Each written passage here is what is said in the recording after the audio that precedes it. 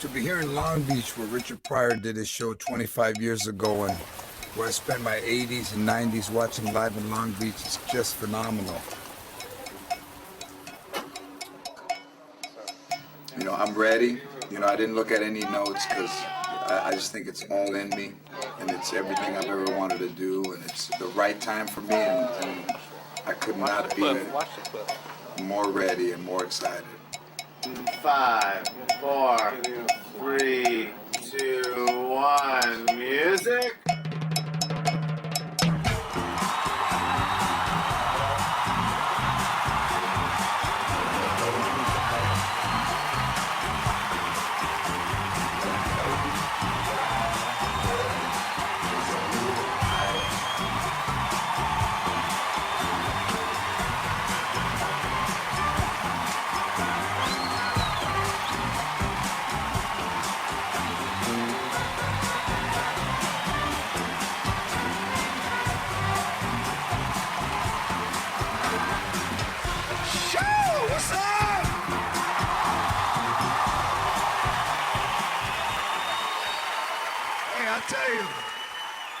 You must be successful. You can get Mexicans to get out of their chair. Chingao. Because we never get up. No, I'm not going to get up my feet. I have certain... Look at my veins are popping out. I don't want to stand up because they're going to take my chair. I don't even belong here. I snuck a bottle in. Wait a minute.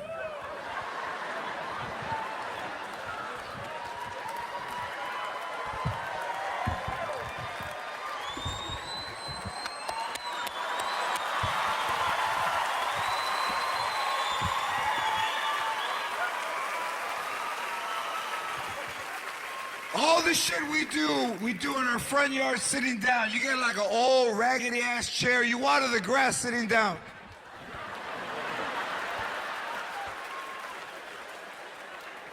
And when you want the water to go far, you go like this.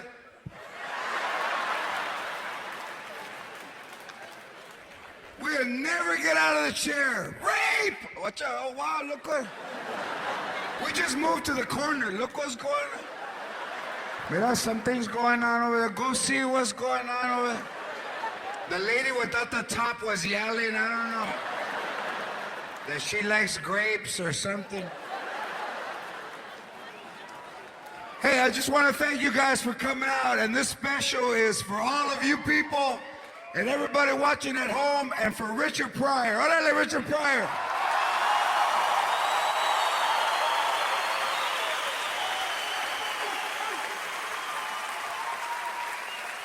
Richard Pryor did a special here 25 years ago that I watched every day. And my grandmother would say, "Quitas el negro cochino." ¿Por qué dice fuck you? Entonces, no, hombre, ese negro es... No, hombre, con los fuck yous, no? And then she would tell you things that you didn't know. When I was young, I went out with a black guy, but he didn't talk like that. He was nice. Pero tenía el Winnie igual.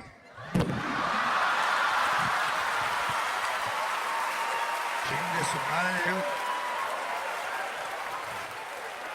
Sometimes at night I can still feel it when I'm sleeping. Me pega como un Charlie horse. ¡Ay! And I walk like that, pero... It hurts and it feels good at the same time. Like when I was with him, los dos. My grandmother's really the reason why I started to do stand-up. She's 84 now. Ya todo, worn out. My life. And the one thing about old Mexican people is they never want to admit that they're getting old. Grandma, you should use your cane. No, I'm all right. Look at the way I'm... You can tell, mira, I don't want nobody looking at me. That's why I cover my bone with my dress.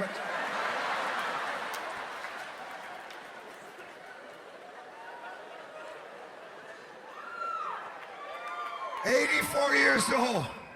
And she doesn't want to use the oxygen. She has oxygen. No, mija, mira, I'm all right. I can breathe.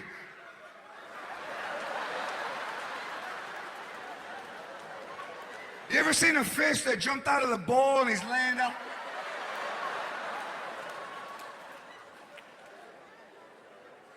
But when you fight, she's there. Tell him.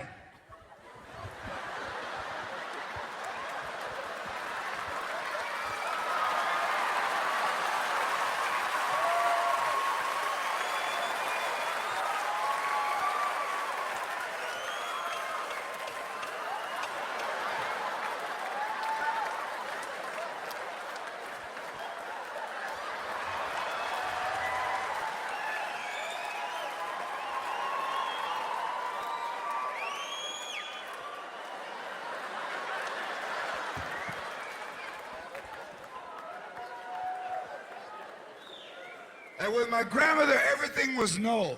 Grandma, no! You don't even know what it is. Yeah, but I know what it's not.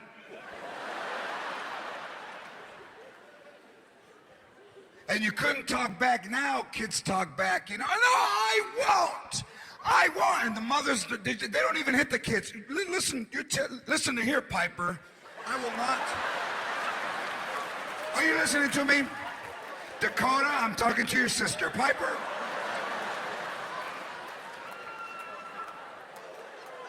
My grandmother give me a putazo.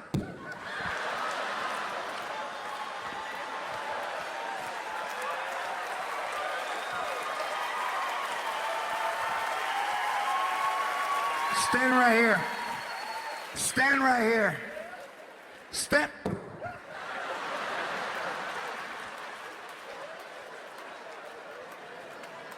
Why are you crying? Why are you crying?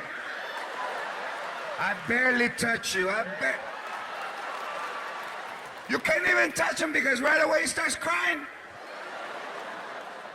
Why are you crying? My ear is bleeding. Look, it was bleeding before you got here. I didn't want to tell you. Why are you crying? That's all the moms would say. Mira, cabrón. Why are you crying? I barely touch you. Want me to hit you for real? Come over here. Want me to hit you for real? Mira.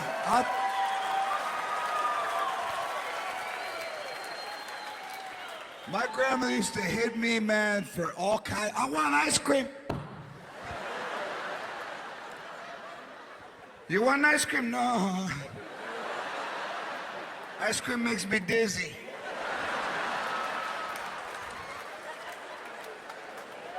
Because, mira, if you want ice cream, cabrón, I got 31 flavors aquí, cabrón. You want some?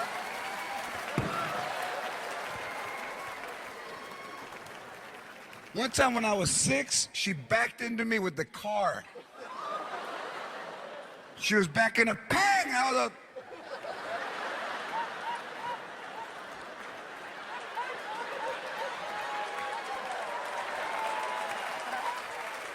And what did she say? Get out of the way!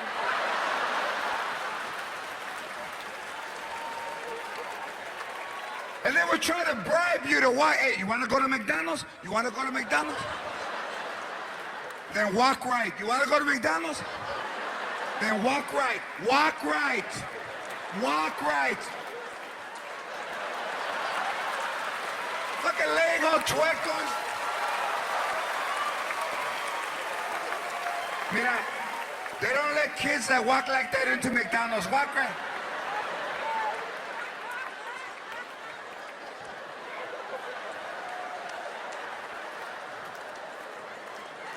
Look at fucking show off. You can't even touch him with a car because right away, what's it? And now that I grew up and I made it, she's all in denial. I never hit you, liar. I can't believe that you tell that people I used to hit you. Mira, I'll get your hair and I'll pull it. I got arthritis. I can't grab you no more, pero.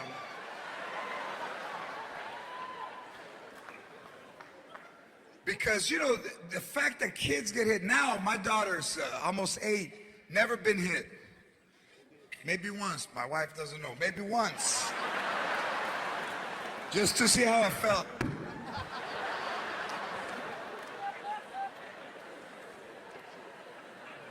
But only white mothers are ever arrested in America for beating their kids. Fucking amateurs. Amateurs. They don't know how. They don't see the cameras. There's a hidden camera. You see it. Courtney, you get in the car.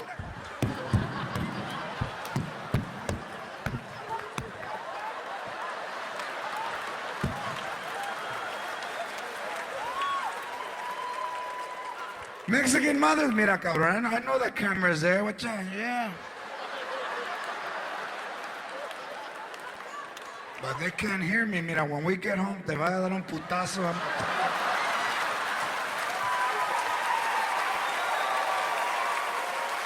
I can already feel it in my hand. I can feel it.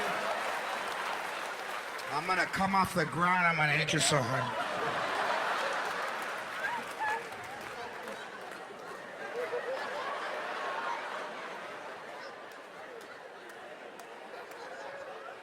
They ever take you in the change room to beat your ass? No, I won't! Come on. All right, we're gonna go try this on, okay? Don't run! Don't run! Come on. Yeah, don't run! Move your hand! Move your hand! Move your hand! Move your... Look, cabrón. Mira, you stepped on my corn, you fucker. Move your hand!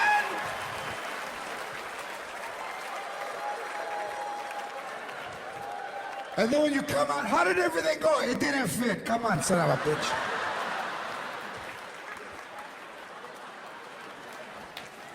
Everything was no. Birthday party? Look at birthday party. Mira, cabrón. You got a lot of things already. You don't need a party. So you can show off? No. Why are you crying now? No. Chuck E. Cheese. You want to see a mouse? Pull the refrigerator out. A fucking mouse back there.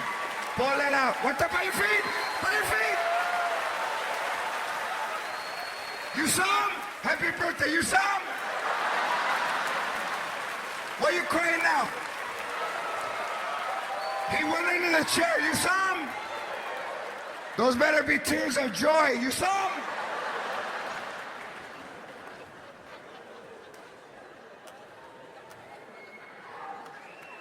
And you know, the thing is that she would never buy hot dog buns. For whatever reason, no, mira, está loco, hot dog buns, no, está loco. Get a piece of bread and fold it.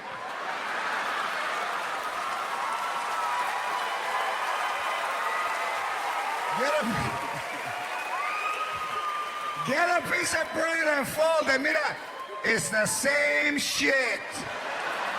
The same shit.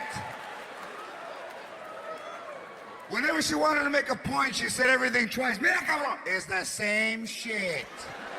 The same. Mira, Roman meal, sauce, hot dog bun.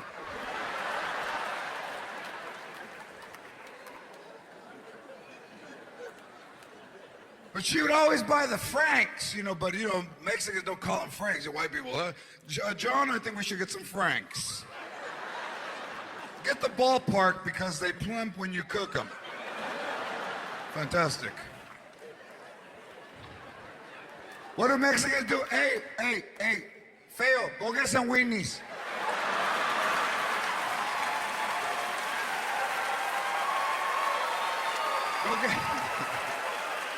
Go get some weenies. Mira, get the weenies, the one that get fat when they get hot. Come on. One time I had one and it got big. It reminded me of the negro when I was young.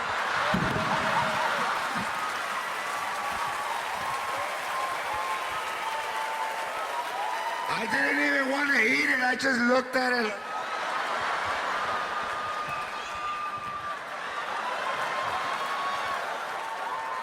I got it in the freezer. Go look.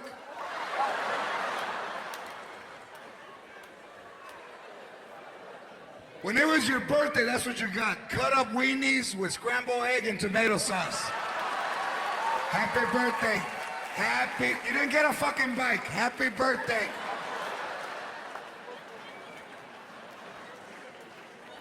And you couldn't talk back.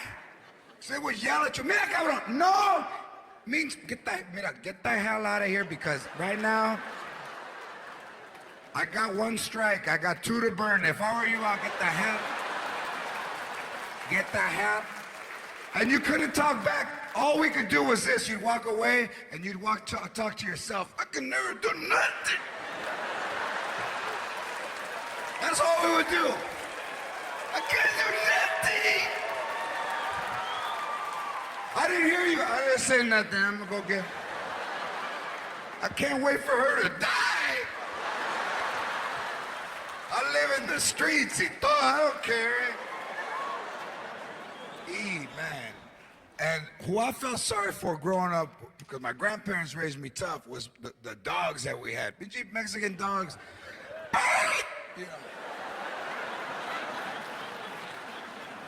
You know, I got a Chihuahua named Chico, and I got him from Upland, California, from a duplex. I found him in the paper.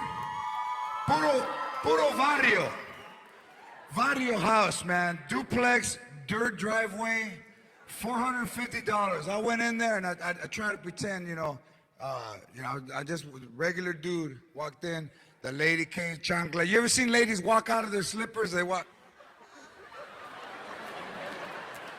You wanna see that dog? Mira, follow me. I have rollers because I'm going out tomorrow night.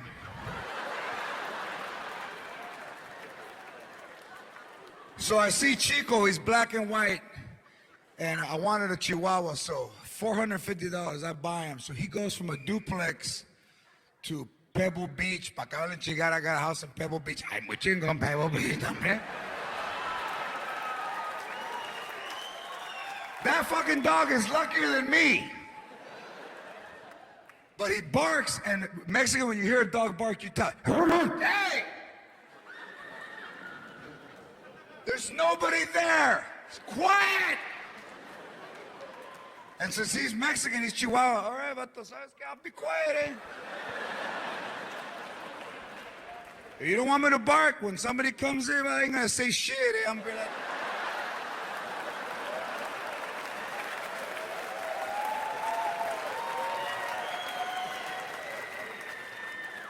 You want all the money? It's in the Nike box in the closet.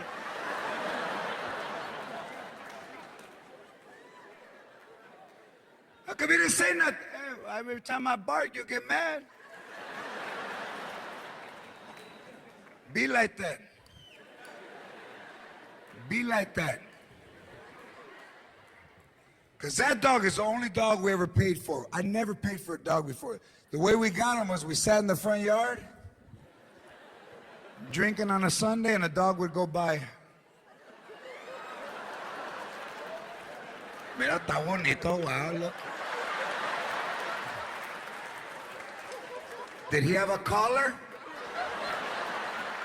If he don't have a collar, get him when he comes back.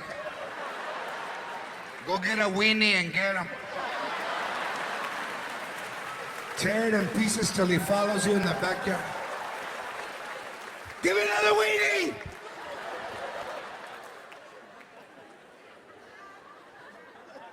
And those dogs weren't like members of the family, like in white people's families, you know, they're pinching the Christmas card, the family.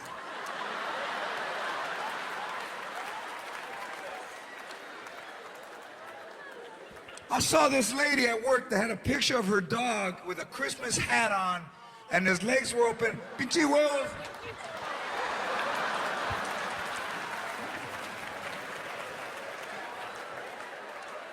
That's Biscuit, yeah, I can see.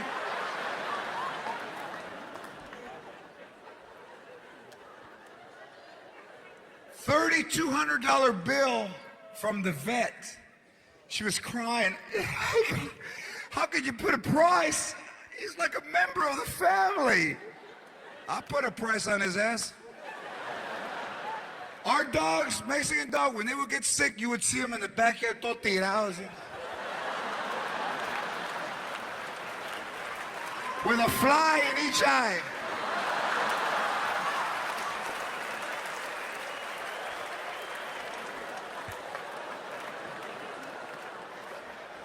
Mira, go give him some 7-Up. Put Vicks on his chest, put Vicks. Sana, sana, colita de rana.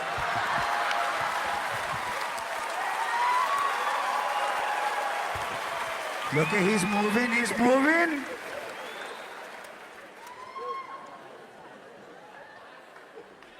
If the dog was really sick, we just took him for a ride, you know. When it got dark, we took him for a ride. But we always took him to a better neighborhood. Mira, está bonito, get him out right now. All the cars are painted the same color. What's up? And then people would say, hey, what happened to your dog? He died while you saw him? You saw him? No, you didn't see him, he died. Dogs were just dogs. They never went to the vet. We never went to the doctor. You think the dog was gonna go to the vet?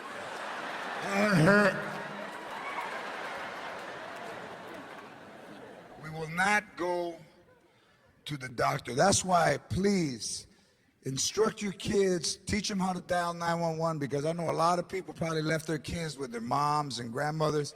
And I'll tell you this, older Mexican people aren't in the best physical condition.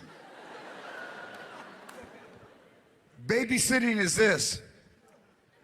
Hey, be where I can see you.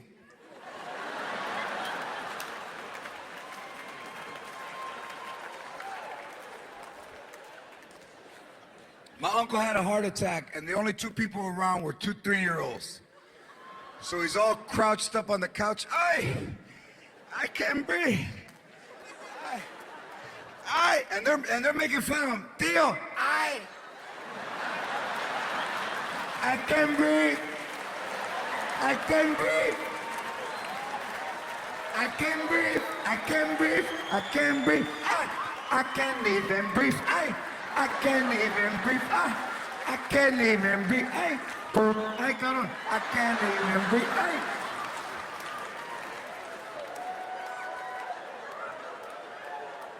Go get your tia. We're not gonna laugh no more. We're not gonna laugh.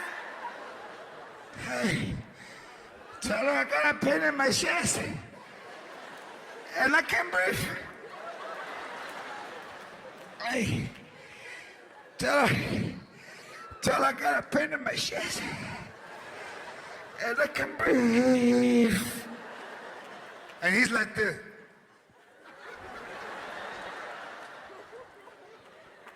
So your tia's outside talking to the lady under the house with the fence. And they already told you your whole life not to interrupt, so there you are.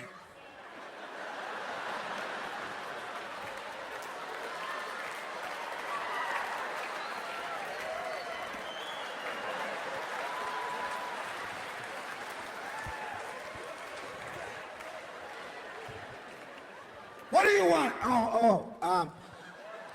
Grandpa told me to tell you that he wants the ice chest and beef. What? So they come in the house and there you are, todo tirado. Ay, what's the matter? Vieja, I got a pain in my chest. I can't breathe. So when you need them, all the shit that you've done wrong comes out. And now she's like, oh.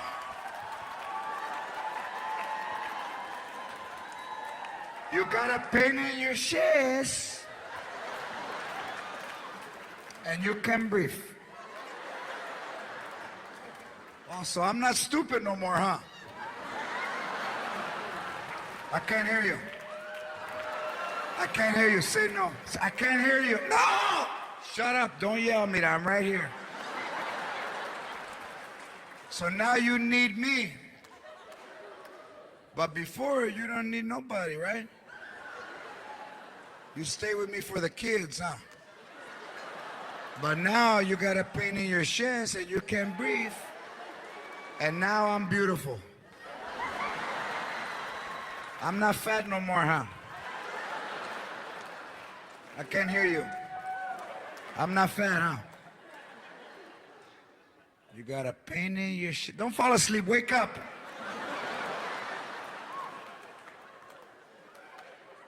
You got a pain in your chest.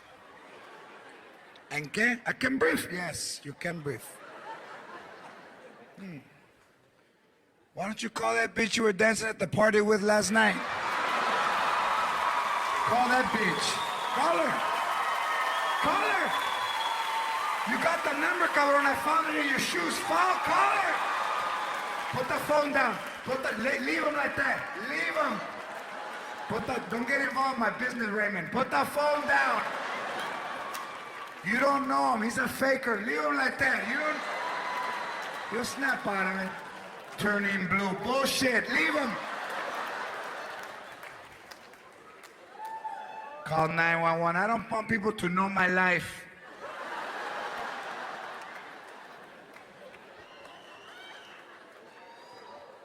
Hardcore. But the best thing you could do is just remember the old days. I don't live in the future, man. I'm stuck in the past. I remember when things, remember Thrifty ice cream?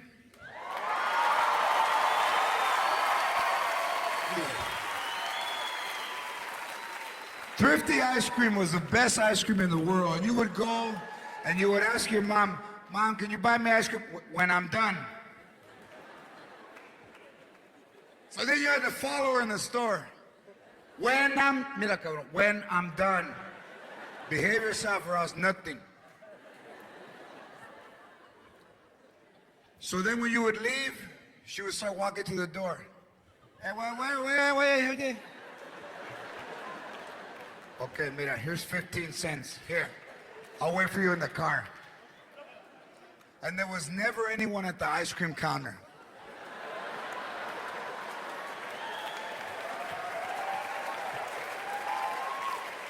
And from the parking lot, you hear, boom.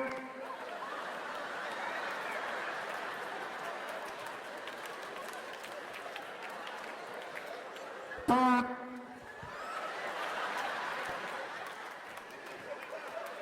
And the money would get hot in your hand. Can Ryan come to the ice cream counter, please? Ryan, to ice cream. Boom. Ryan, come to ice cream. Ryan, third time to ice cream. Ryan, to the ice cream. Where are you, fucking Ryan? And here comes Ryan, más puto que hi. Do you want an ice cream? No, puto, I'm waiting for it to turn into Rite Aid. Of course I want ice cream. Son of a bitch.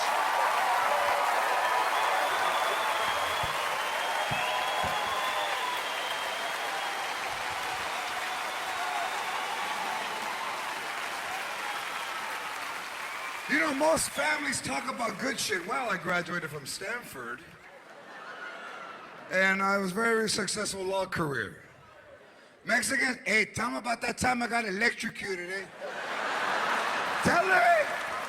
Tell her, Otto. Tell her. Hey, ¿sabes qué? My feet were wet, and I touched the wire.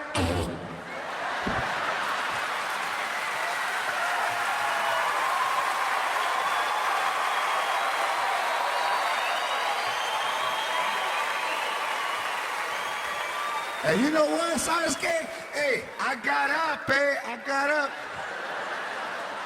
And I didn't spill my beer. Watch out.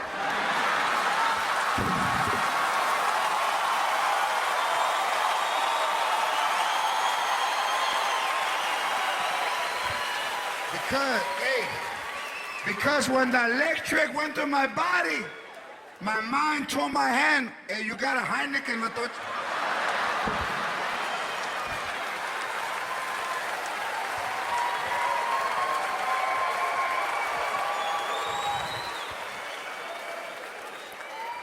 I live, eh? I saw the light, but it was a van coming. Boom.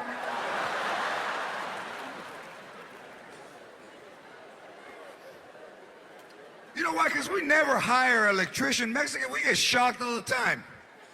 You plug in the lamp. We all have a lamp that you've tried to throw away for 20 years. Pinche lámpara todo rompido or something. You'll be driving to a neighborhood. Stop, stop, stop. Oh, look at mira, they're throwing away a lamp. Está bonito. Oh my God, está bonito. Wow, mira. They don't have a cord, but it's nice, macha. I can pretend to read, mira. Look at my eyes pretending the light's on. And now I turn it out.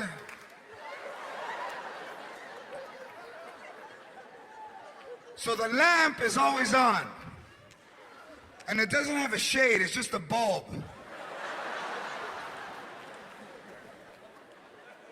And when the bulb burns out, you know, we don't know what kind of light. My grandfather was from Mexico. He put a halogen light. And I told him, Cuco, it don't fit. ¿Cómo que no fit, cabrón? What's that? And you could hear the lamp. Hold the bottom. Hold the bottom.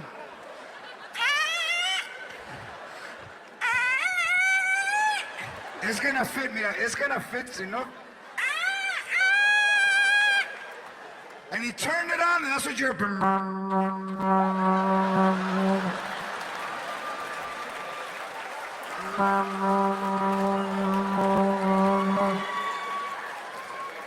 The roaches were.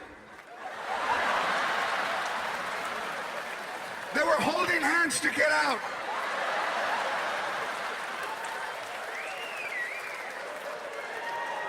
The fucking antennas were seared.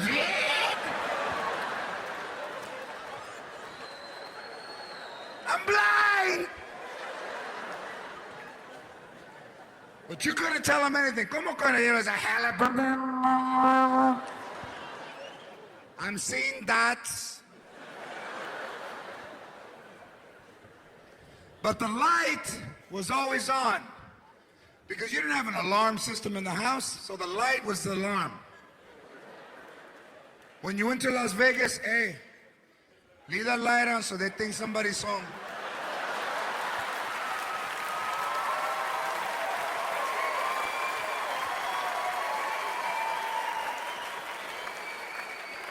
And ¿sabes qué? Put that radio low so that way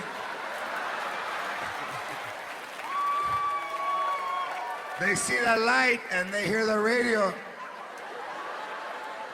They know, oh, somebody's home, but they don't like the radio loud. So the light was always on. And then the bulb is about 2,000 degrees because it's never turned off. So you lean in. Now you got a round circle dot. And it smells like carne in that room. Hey, save me some.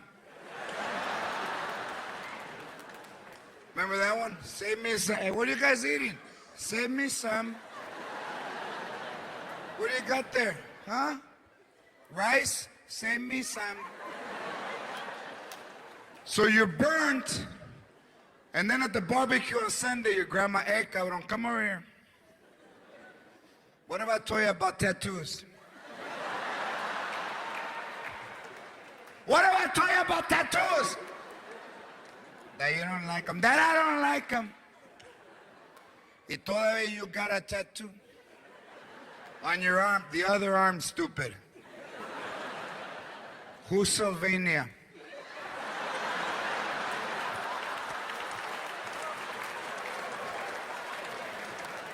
Who's Sylvania?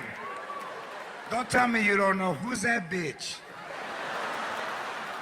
Es una negra, Sylvania.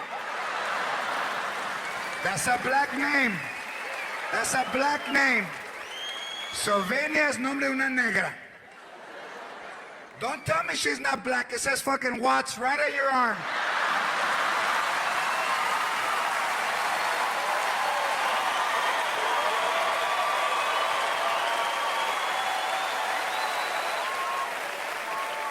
It says 75 watts. I don't know the street, but I know the town. And they raise us to be insecure, so when we grow up, we're the wait for me people. You ever seen those? Hey, wait for me. Hey, don't go, hey. No, for real, hey, wait for me. You ever seen a Mexican without a jacket? That's because we're afraid to go get one. You're not gonna wait for me. I don't need a jacket. I'm a boy. Don't wait for me. It's gonna be cold. I don't need a jacket. If it gets cold, I'll go like this. Watch it.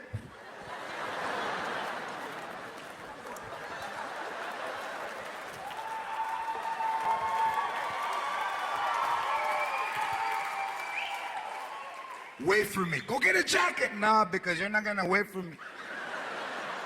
Give me your car keys and I'll go. And wait for me comes from the time we're kids because all your mom is yelling at you, hey! Hurry up! Because we're not gonna wait for you. Hurry up! Get you that time. Wait! Wait for me! Wait!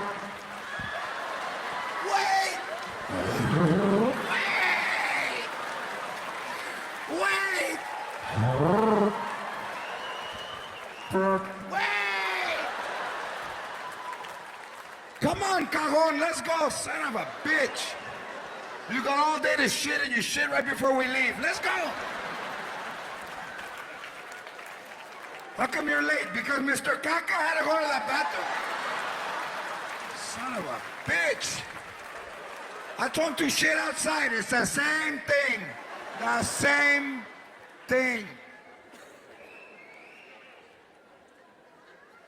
So when somebody travels by themselves, that amazes me. Because Latinos don't go down the hall to get a blanket because the fucking cuckoo is in the closet.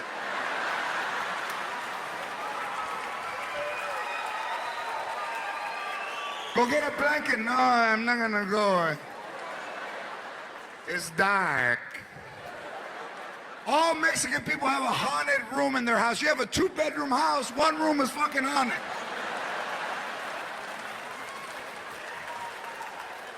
You got the living room, the master bedroom, and the goo-goo. Goo-goo. No! Do you ever run by and try to turn the light on when you run?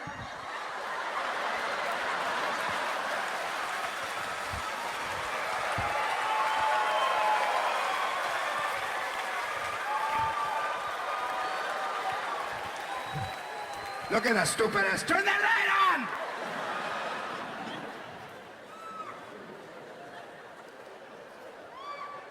I'll use my sweater as a blanket.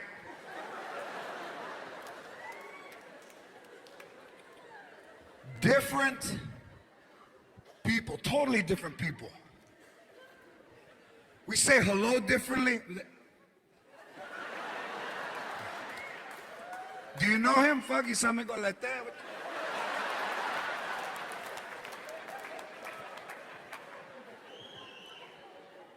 From far away? How come you didn't say hi? I went like that. You turned away before I came back up.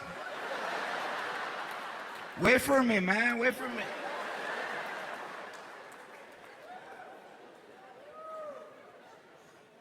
Completely different. And the fact is that when we have a relative they call it special needs. Now,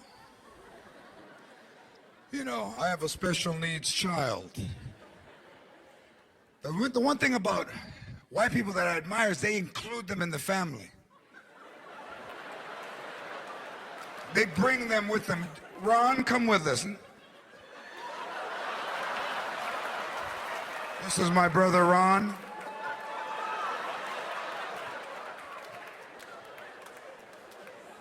I had a friend in high school that had a brother that was special needs. They had him in the room in the back. And I went into the change one day and I saw him. Hey!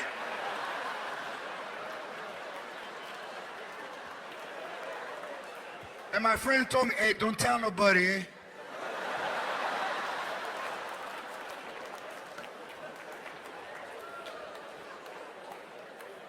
How come you didn't tell me?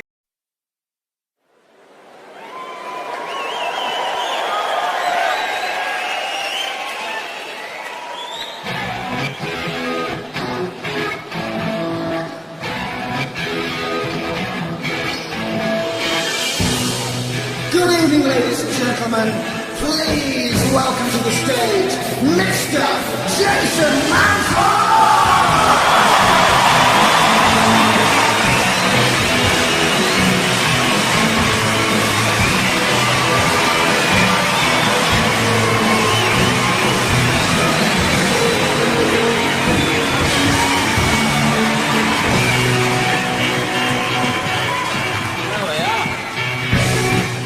Good evening.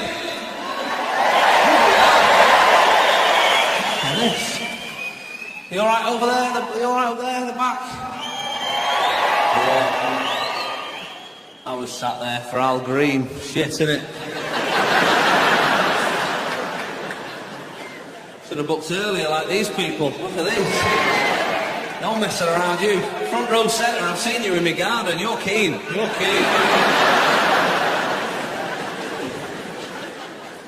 I like you there, front row there, big fella, legs wide open like you've got massive bollocks as well, brother. Welcome to the arena, mate. I love it. I love you. The reserve seating, obviously you pick these seats in advance, so you pick where you sit. That's how it all works in this country. We're not great at reserve seating, I always find. I think I get on the train quite a lot. There's always somebody sat in my reserve seat. Rather than say anything, what do? I just stand near them. Stand near them, just looking at my ticket. And then looking at them in my seat like that. I can do that for half an hour, I don't care. Why is an internal monologue going? I definitely booked a seat, but definitely didn't book a knobhead Saturday. I don't know how that's happening. I would have unchecked that box on the website. I went up to the Edinburgh Festival a couple of years ago. Me and my brother went to see a mate of mine in a show, a local act called Jason Cook. And we've gone to see his show. It's only a little room, a little sort of 40-seater room. And there's 2 seats left. One had a reserve sign, one had nothing. So I said to my brother, we'll sit here. I booked the seats, so you can have the reserve one. Right, you can take the risk that somebody might come in. He's a bit nervous. 5 minutes into the show, he's looking at the door every couple of minutes. Half an hour into the show, you know, you grow in confidence the longer you're in a reserve seat. It's like squatters' rights. You think, I'll fight for this now, I don't care. Right? About 5 minutes before the end of the show, we both forgot that it was ever a reserve seat. Until the comic on stage, he explains, he says, ladies and gentlemen, that's the end of the show, but before I go, I'd just like to dedicate tonight's performance to my dad. Yeah. Oh, it gets worse, it gets worse. He said, my dad died 6 months ago, and the last show we ever came to see, he was in this very room, And as a mark of respect, I like to keep the seat that he sat in that night reserved. And then a light came on the seat to show everyone which one it was. Just my brother sat there like that. As I'm edging away like, you lousy bastard, I can't believe you sat in a dead man's seat. That is what I thought. Oh, Lord. Been on tour for a little bit. I do a lot of driving, as you'd imagine, up and down the country. Did you ever play Beat the Sat Nav? Did you play this game, Beat the Sat Nav? Where the Sat Nav gives you an arrival time using GPS technology devised by the military. And it gives you an arrival time at 6:22. It says your arrival time 6:22. And do you take that as fact? You think I'm better than the military? I'm going to beat that in my blue Fiesta. I'm going to beat that. 6:22. Every minute you shave off, you're like, come on! My might is stronger. The other game I play when I'm putting the petrol in. Do you play put the petrol on the zeros? That's good, isn't it? That's a good game. You know, I'm going to put a tenner in. Put a tenner in. Just a tenner in. Exactly on the zeros. Dads are brilliant at this. They've been playing it a lot longer than the rest of us. My dad could be having a chat. Yeah, so anyway, 10 0 0. Not even looking. I'm still at that point, like, nervous. £9.94. That sweat pouring down my face, like, £9.96. Heartbeat in my ears, like 98. Anything to take my mind off it as well. What's that over there? Oh, 10203. Oh, you bastard!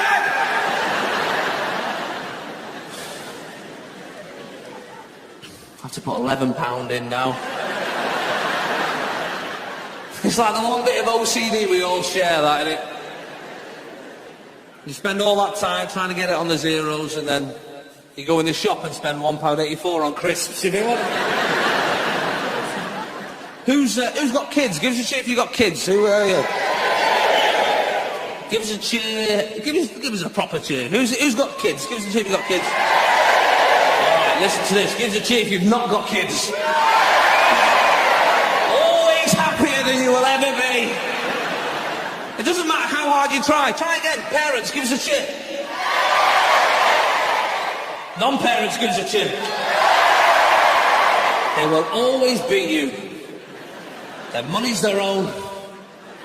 They got a full night's sleep. Do you know what some of them are doing after this show? They're going out. That's what they're doing. And his parents looking at me now going, what are you on about? I thought this was out. You thought this was out? You will be in bed for 10:30, my friends. That's how it works. That's how it works. I've got 3 little girls. I've got twin girls who were 20 months, and I've got a new one who's 12 weeks. And yeah, she's great, but it's sort of hard early on, isn't it, for dads? I've lost a few mums there, have I? It's difficult for dads. What I'm saying is, of course, we know it's hard for you women. Everything's geared towards you. A health visitor comes out to see you a few times after the birth. Dads, nothing. Nobody else dads out. We don't know what we're bloody doing. And do you know the worst thing? Baby doesn't even like us earlier. Baby loves you, mum, straight away. There's an instant connection. You've been sharing the same meals for the last 9 months. Dads, we're just another hovering knobhead. Not into it. I love you. You don't want the milk? No, we'll do one then. All right. Send me the pretty one with the long hair. That's the one I'm interested in. You may as well have a Tamagotchi, the amount of love you get out of him those first few weeks. And they let you go home same day. That is terrifying. Same day. You have the baby in the morning, afternoon, they want the bed back. You go, are you joking? I want to stay here surrounded by professionals. No, go home now, you'll be fine. Well, have you got like a manual or something? Manual? No. Like a booklet? I'll take a booklet, mate. I've got a 4-page diagram when I bought a Billy bookcase. You telling me there's nothing for babies? No. Well, just give us a couple of tips. Try and keep them alive every day. All right. That's all you can do. The first drive home's terrifying.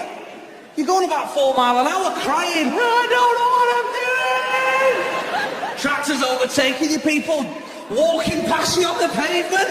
Old people beeping you. Every time you go around a corner, you can hear them moving about in a boot. It's a nightmare from day one. A nightmare. But gradually it gets better, and you start seeing the world through your baby's eyes. That's fantastic. I remember my daughter was about 7 months. The cat came in for the first time. She looked at the cat. She looked at me for confirmation that it was real. She must have done about 8 double takes like in a cartoon. Like, if she could have spoken, she'd have gone, what the fuck is that? What's that? You let that just walk around your house, no napping, no nothing. I know you don't know where a grown man talking about poo, I understand this. But I've got to tell you about it, it's horrible. I know you know it's horrible, some of you probably do it yourselves, but it's horrible. These babies, man, something wrong with them. Nobody tells you this. Also, I went into Asda one night and I said to this woman, I said, excuse me, where are your nappies? She went, baby's nappies? I was like, yeah. What are you on about?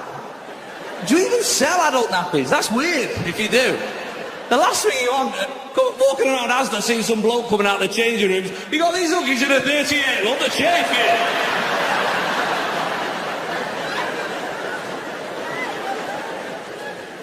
There was a point where my daughter, she'd not had a poo for 5 days. 5 days. You know babies have got a poo face, don't you? You know about the poo face. They're angelic all day and then for 30 seconds they're...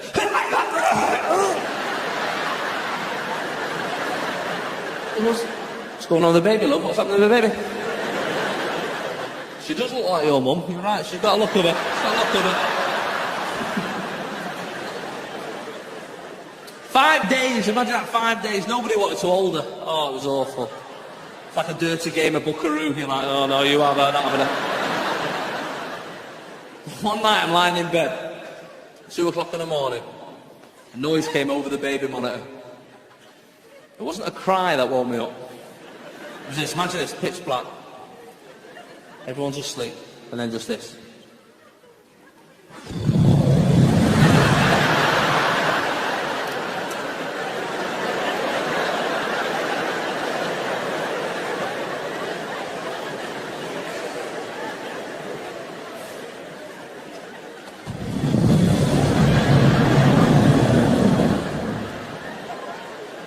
My first thought was that predator had walked past my window. But it was worse. Not only is that noise terrifying, but it's not as terrifying as the 2 words, you go, right? I went in that room, my God, touching the back of the door handle like backdraft, like, oh my God. I'll tell you something now. I never changed that nappy. That nappy changed me. You know what I mean? I've not been the same since, man. It was horrible. The kids are good. I tell you what we do with the kids. We go out for a walk every day, big walk every day. People love twins. They come over, oh, twins, they say. I go, yeah, I know, I was there. Twins. 20 times I let it go. Yeah, just dead nice. 30 times I start to lose it. 40 times I start to wind people up. Twins? No, one's a baby, the one's a midget. Yeah. They just dress them the same, but if you have a look closer, he's got a tash. Yeah. He's got smoking. Old people are great, aren't they? They come over, oh, aren't they beautiful? We go, thanks very much. You know, it's a wonder why anybody'd want to hurt them. No. I'm sorry, what? What did you say, love? That's a horrible thing to say to a stranger, isn't it? Don't do that in someone's house. What a beautiful home. Shame if it burned down, isn't it?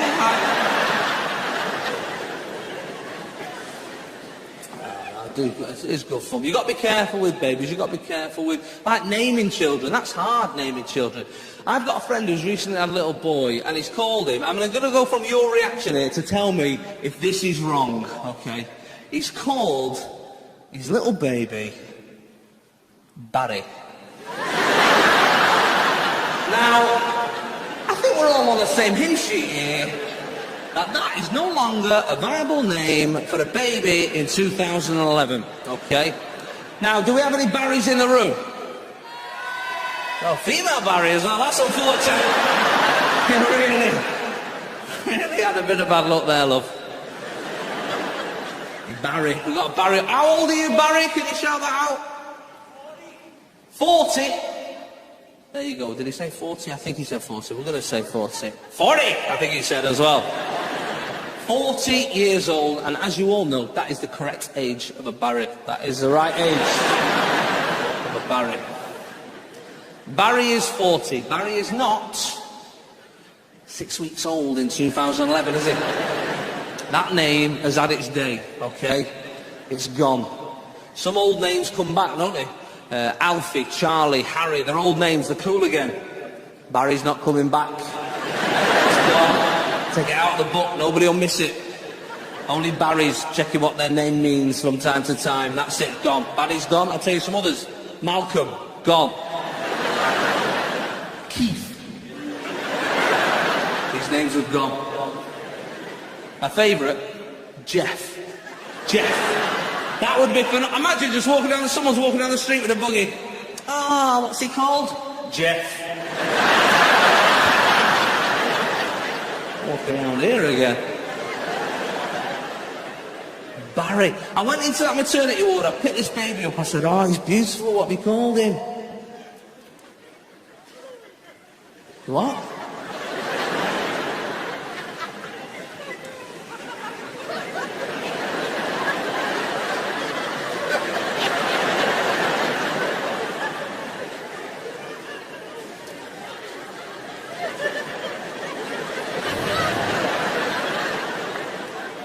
Barry?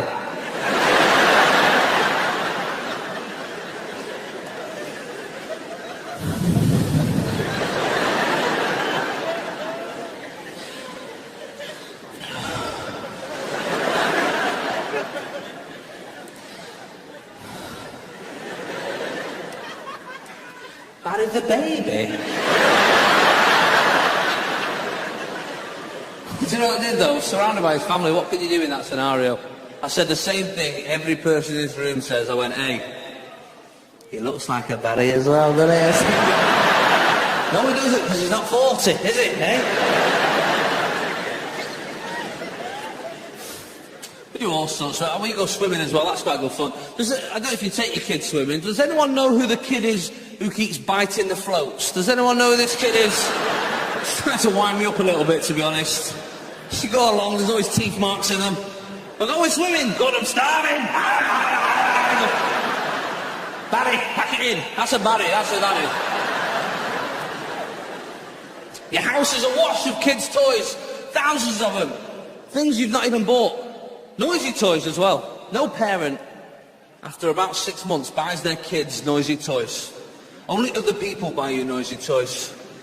Birthday comes up. I got them my first piano. Oh, well done, dickhead. That sounds great, yeah. We've got this one bear, it's like a puppy, it's got blue ears and a red heart. He goes off randomly throughout the day. I don't know where it is in the house. If you sat watching telly and just go, I'm your friend! It's hidden. That's not something a friend would do. The phrase isn't long enough for me to track it down either. I'll be watching, I'm your friend! Wait, was that near the couch? Was that near the couch? But its other phrase is worse. It goes, peekaboo! I see you! That's all right in the day, not bothered. Sometimes I don't even hear it. I'll tell you something, a few weeks ago, 2 o'clock in the morning, house is empty, pitch black. I've got up for a wee, I've just watched Paranormal Activity. The batteries are going on the bastard thing, I've just heard...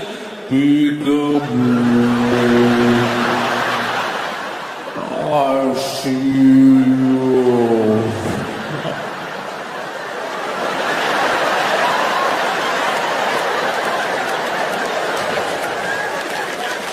Horrible thing, horrible thing. Horrible. We get up of a morning, we go downstairs, we watch Kids Telly. Kids Telly has changed, it's changed. These presenters are the happiest people you've ever met in your life now. 4:45 in the morning, like, morning! You're like, all right, mate, whoa! I can still see the moon out in the morning in this house, all right? Rain it in a bit. Morning, kids! Hey, kids, if I've got 3 sheep in that field and 3 sheep in that field, how many sheep have I got? And now, they start leaving a pause at the end for you to answer at home. And out of my lot, I'm the only one who can talk. I started feeling the pressure to answer that question.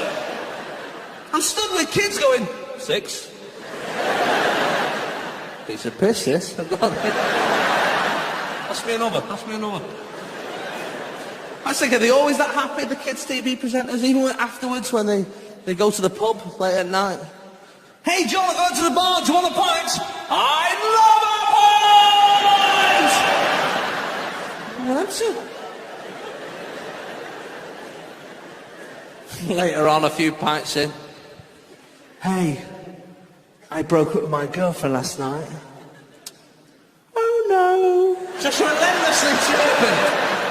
It's not right, is it? It's not right. The only way as an adult to get through kids' telly is to add some sort of adult subtext to what's going on the screen. This is dead simple, this. If you've got kids or you're thinking about having them, you're watching kids' programmes all the time. They're only about 10 minutes long. And they're boring. They're one-dimensional, they're boring, right? All you have to do is turn it into a little bit of a soap opera for yourself.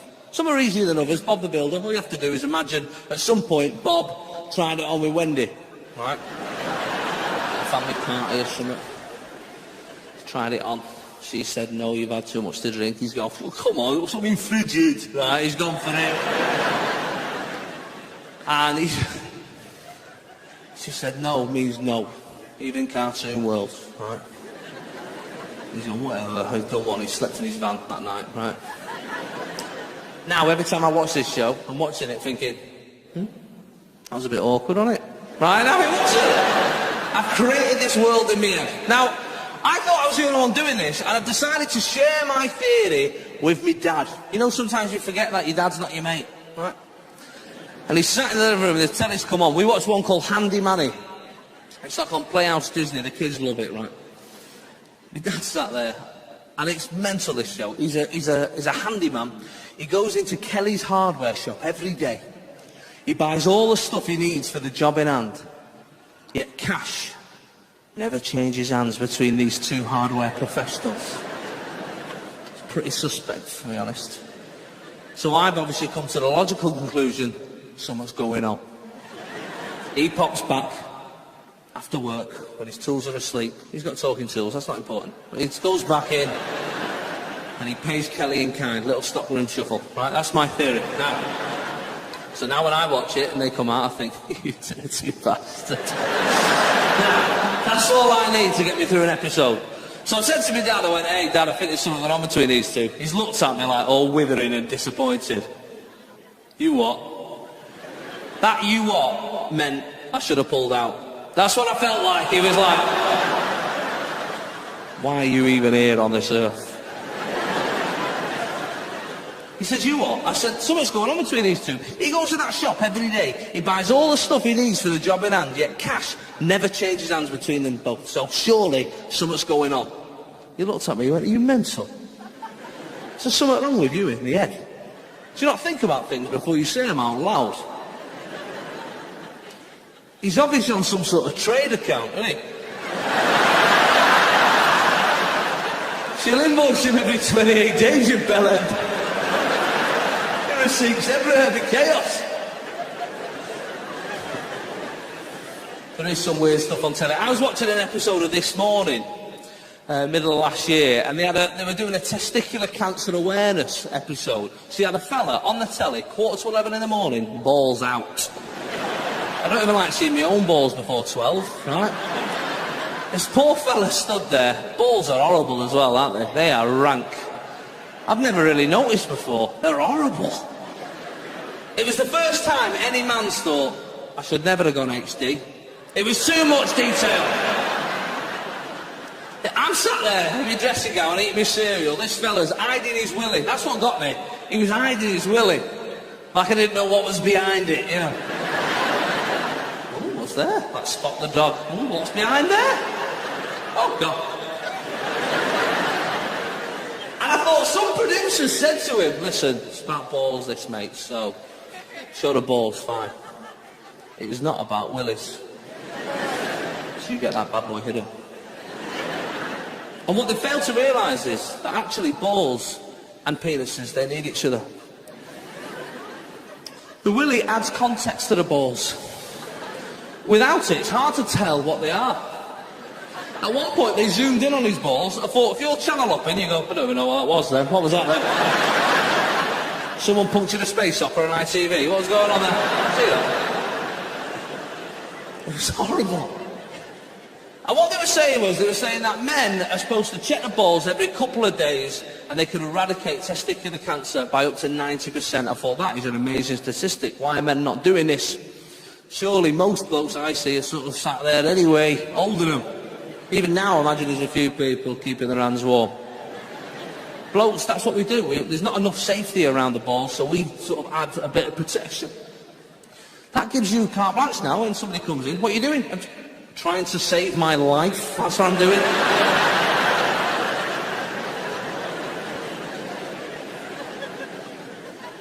I was watching it there, and what they were saying, you've got to check your balls. And I thought, I'm going to check them right now. When Holly Willoughby says, feel your balls, you feel your bloody balls, right? It's a rule of life. So I had a little feel, right? Obviously, I've moved my willy to one side, like. Right.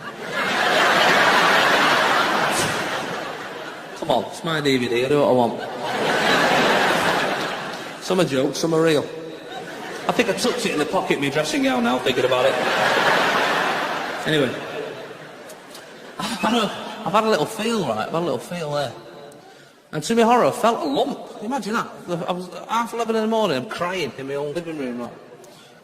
Little lump there. I've properly panicked. Oh my God, thinking about the wife and the kids and the mortgage and all these things that I've got going on. I bought my sofa at DFS, buy now, pay next year. That's that much, right? I thought, I'm going to have to face my fear here. I'm going to have to face it. I want to see what this bloody looks like. So I picked it up, crying like through my tears. Like. It took me about 5 minutes to get down there and have a little look. It's just a cocoa cup had fell out my bowl.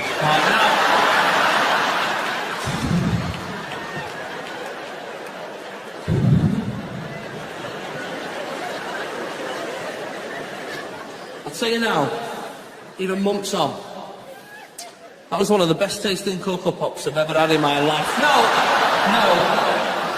because it tasted like a second chance, that's what I mean.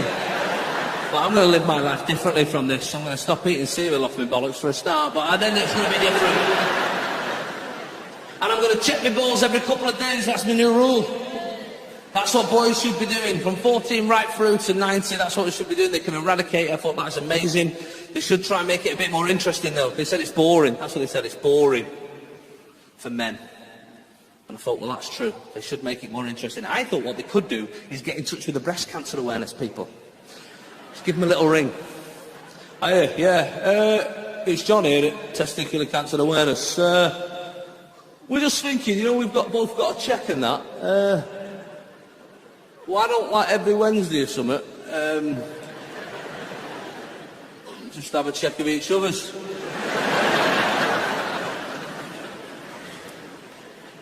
Hello?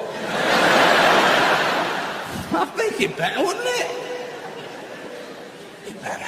That would be better. Or maybe just trying to integrate into everyday life, you know what I mean? Like, in the morning, on the train, on the bus, check your tickets, check your balls, just make it normal, so it's no longer taboo. I was thinking at church, you know, at church they have like a peace be with you handshake. Just get rid of the handshake, it's old-fashioned. That'd be well better, wouldn't it? Amen. Peace be with you, and also with you. See you again. That'd be brilliant. That's the future. Church is packed. I only realised recently that that phrase was peace be with you, about 2 years ago. I was in church one Sunday for a christening, and they said, I heard a bloke say, peace be with you, right? I always thought the phrase was, pleased to meet you, right? All my life, every time I've been in, people go, peace be with you. I'm going, pleased to meet you! Pleased to meet you! And also with you. Yeah, all right. Who's the pleased to meet you guy? I don't know. He's been playing his DS for the last hour. I'd ignored him. He's not bothered. Adults do this. We get to a point in our lives where we've been saying a phrase for so long, we don't even know what the original phrase was.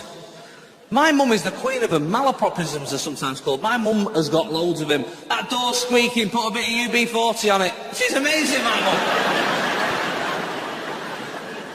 I remember my favourite ever. She got back from Egypt. Her and my dad, they had 2 weeks in Egypt. They come home. She's going for a photo. She's going, that's me and your dad at the hotel. That's me and your dad at the in front of the pyramids. That's me and your dad in front of the Sphinx. That's me. Hold on, let's have a look at that. What are you on about? Sphinx? That's the Sphinx, mum. The Sphinx. She's like, that they call it the Sphinx over there. So. No, they don't. That's their word, the Sphinx. We use their word, mum. What's the Sphinx then? That's not the point, mum. What I want to know is how you were there for 2 weeks Yet nobody picked you up on saying sphincter instead of sphinx. I turn around, my dad's in his armchair like this.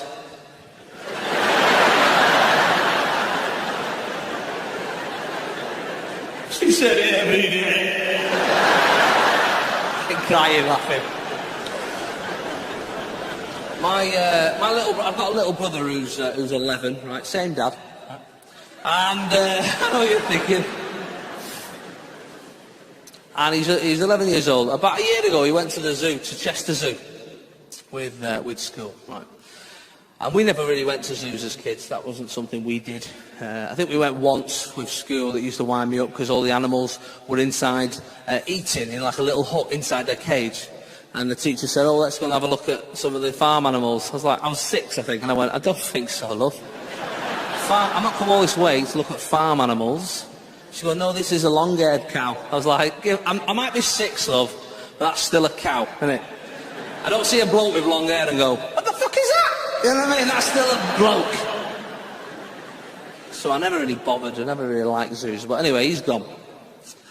He's come home. I said, "Niall," I said, "what was your favourite animal?" He's rattled through a few. I went, "No, what was your one favourite?" He went, "Oh, the kangaroos." "The dangaroos," he said.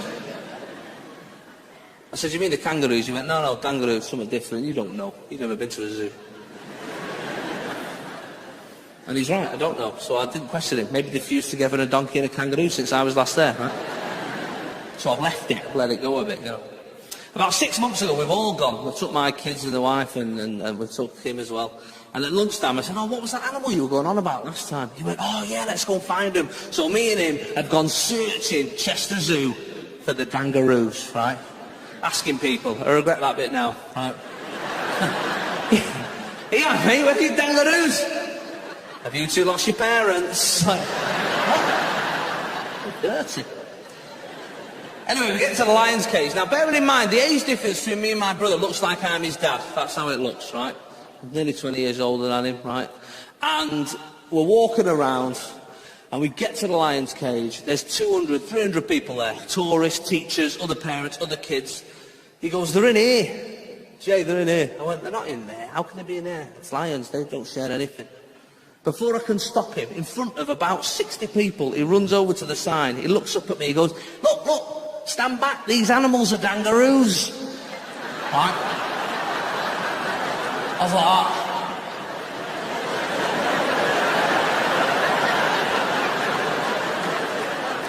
I can feel all these eyes burning into my head. Like I'm a terrible parent, you know.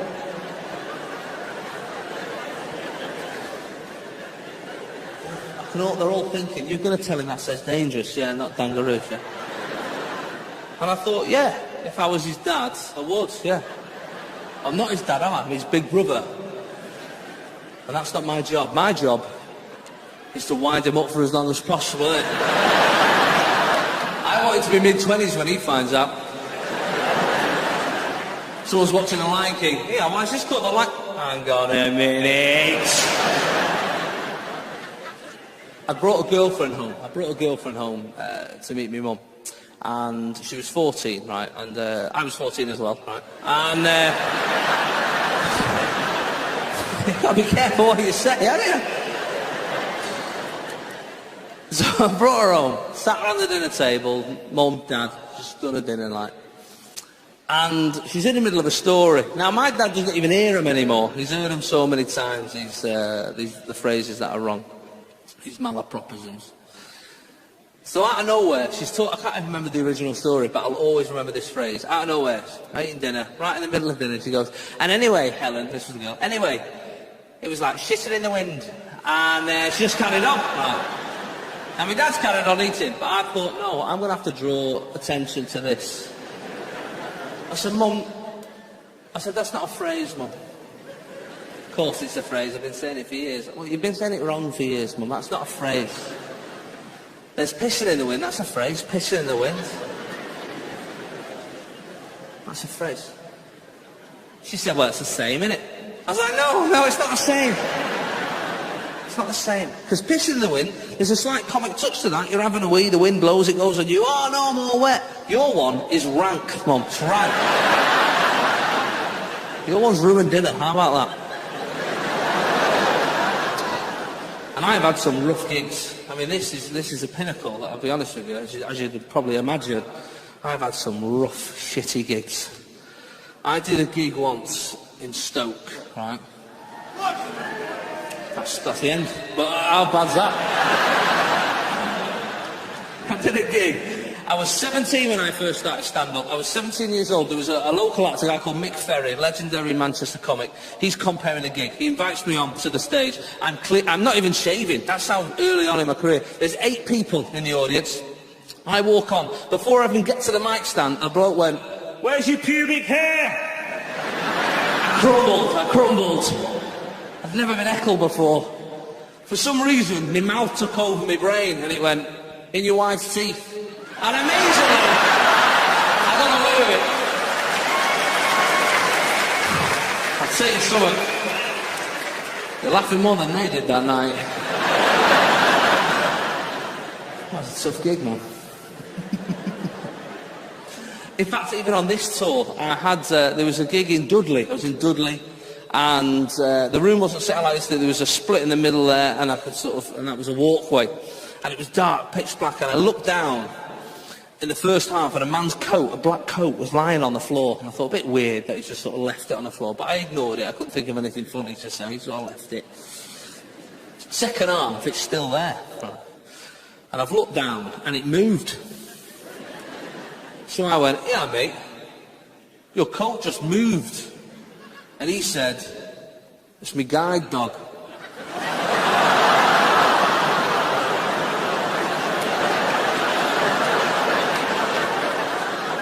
And another fellow went, "How do you know he was talking to you?" I love it when a heckler heckles another heckler. That's brilliant.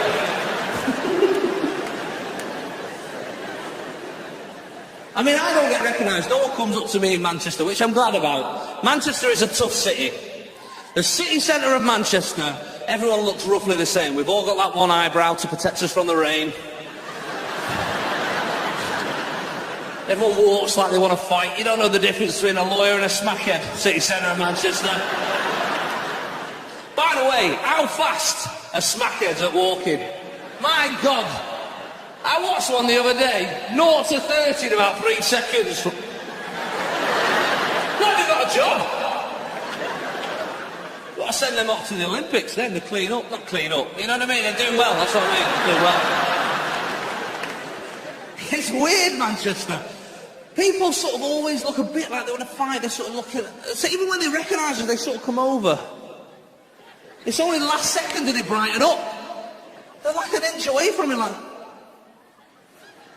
Alright, mate. It's the last second. By that point, I've got my keys ready. I'm going to have to hit him here, take his eye out.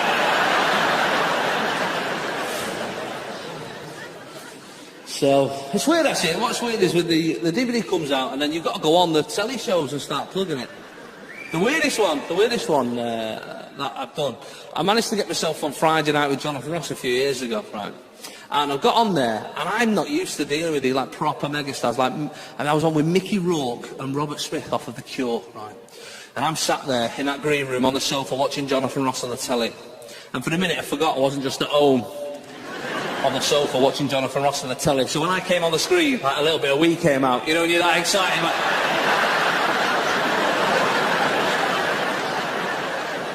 I felt like one of those people on Noel's house party years ago, you know? I'm going to Sandra's house, oh my God! I've got time to do Noel! I felt like that. I was sat next to Mickey Rourke and Robert Smith, right? So I'm trying to keep cool. After the show, I walked into this other room, and Robert Smith and Mickey Rourke were having a good old chat. And now that's the time my brain every time says, let's go home. These people are not your friends. Let's go home to your proper mates. But for some reason, on this occasion, my brain went, why don't you go over? Maybe Mickey Rourke will become your friend. And then I created this whole world in my head where Mickey Rourke was my best mate. He invited me to his house in LA, and I invited him to mine in Stockport. My first mistake was this, right? I got to the bar and got a drink, and they put a straw in it. Now, as you know, straws are for children and cocktails, right? The reason you can't have a straw when you're an adult and you're talking to other adults is because a straw needs your 100% attention. But so do people. And you've got to decide. And if you go with the people, you'll always make this mistake. So, have you been here before then, or,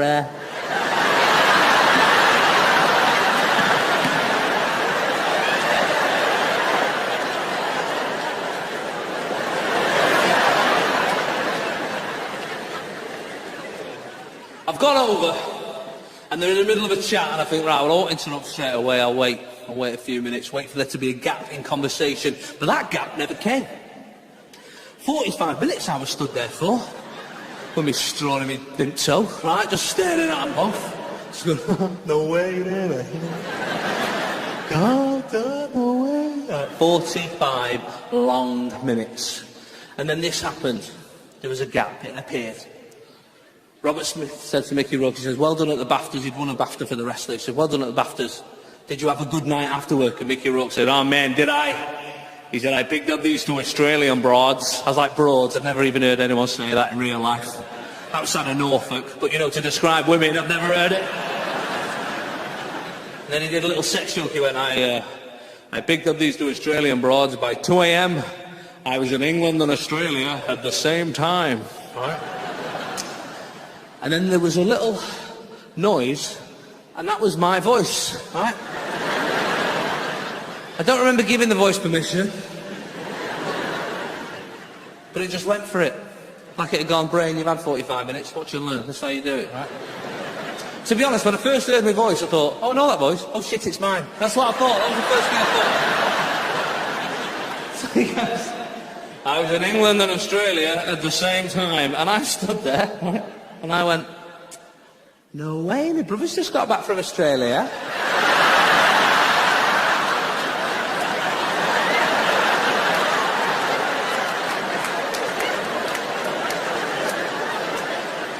When do we go to LA, guys? Come on. It was horrible. It was one of those moments that your brain lets you forget for a few days because it was so horrible. And then it reminds you about 3 o'clock in the morning 4 days later. Maybe the other day we make it up. Shut up, brain! Just saying, that was embarrassing, man. Your brain does that, you know. Your brain puts thoughts in your head that you don't want sometimes. Especially when you get a new baby. The brain puts little, like, emergency scenarios in your brain, in your mind that you don't want. You're holding the baby, walking around, the brain will go, phew, imagine you just walloped her on the side of the head there on that door, you know. Why have you made me think that? I'm just saying, don't do it. It'd be horrible. It'd be horrible. Top of the stairs. Imagine you both went down. I don't want it. You're making me cry. I'm just saying, just warning you, don't do it. It's the brain. My brother, he did go to Australia. I wasn't just trying to sound cool in front of Mickey Rourke, yeah. I remember he come in, he went to tell everyone. He just finished university, he went to Salford University, he came in. And, yeah, I know, yeah. And he's never got a cheer before. And I don't know where he really wanted to go, but that's where he went. And he come in, he went, Mum, Dad, I'm going to Australia. Dead proud. And the one rule in our house is you don't tell my dad your dreams, because my dad's of an age where he's got no dreams of his own left. His dream now is to ruin your dreams. That's what he does. That's his life. That's what men do. The older they get, the less they care what people think about them. I got on a train a little while ago. There's a bloke, he must have been easily in his 80s. I've gone for a wee on the big Virgin train. I've gone for a wee. He's not locked the door on the inside. I don't know anyone's in there. I've opened the door swung back, revealed him like a bullseye prize. It was horrible. Now anyone else, that door opens, you panic, oh God, like piss everywhere. He's lived through the Second World War. He turned around, he went...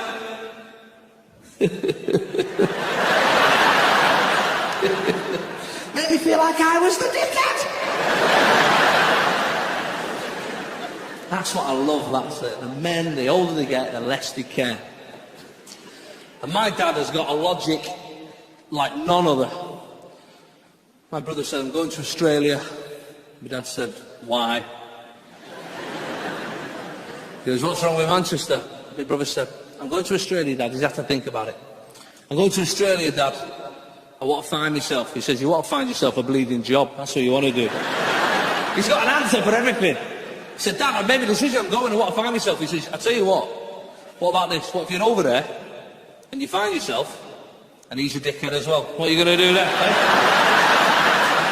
It's a logic you can't get past.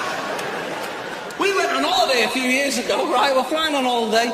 The voice over the tannoy on the plane, it says, ladies and gentlemen, we're not going to be serving peanuts on this flight because there's somebody on board with such a severe allergy, if it gets into the air conditioning, they'll be severely ill. Half an hour into flight, I've turned around, what's Dad doing? Not even hiding it, giving it the full light. Walking down the aisle trying to find a fellow with the allergy, like. Only mess of mate's empty, just winding you up. Just being a nasty bastard. I said, Dad, what are you doing? He went, I'm hungry. I said, if that gets into the air conditioning, someone could die. These were his words. He went, unless it's a pilot, I don't give a shit.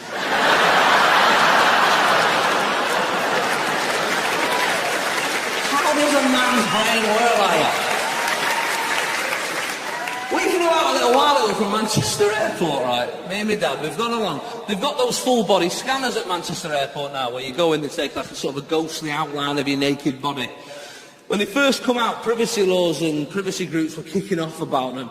So what they were doing, we were getting people in groups of 12 or 15 and having a word and saying, this is what's going on. So that's what me and my dad ended up in, this group of 12. And this poor lad, he's about 18, in his security uniform, it don't fit. And he's explaining how it works. So you go in and they take a picture, it's like a naked picture of your body through your clothes and that, but then we delete it straight away. And I heard someone go, and it was me, Dad. This guy's, he's panicking, he's got panic in his eye. The fella said, have you got a question? He says, yeah, I have actually. He says, so everyone who goes in there, you take a naked picture and then you delete every single one straight away. He said, of course, sir, privacy laws don't allow us to keep those photos. This is how my dad's brain works. He went, so you're telling me a man walks through there with 2 knobs, you're going to delete that? A 2 knobs man! That was his first concern!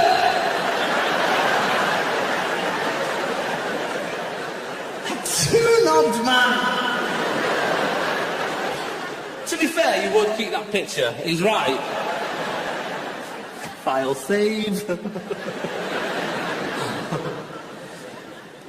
My dad later on at the bar, he went, you missed a trick here anyway, you missed a trick. They should have put MRI scanners in. That way we could have all got a little health check and then off we go on holiday. Cut down the waiting times at the NHS, like he's on Dragon's Den. I went, Dad, that's a shit idea. What if it's bad news? All we want is that kid going, hiya mate,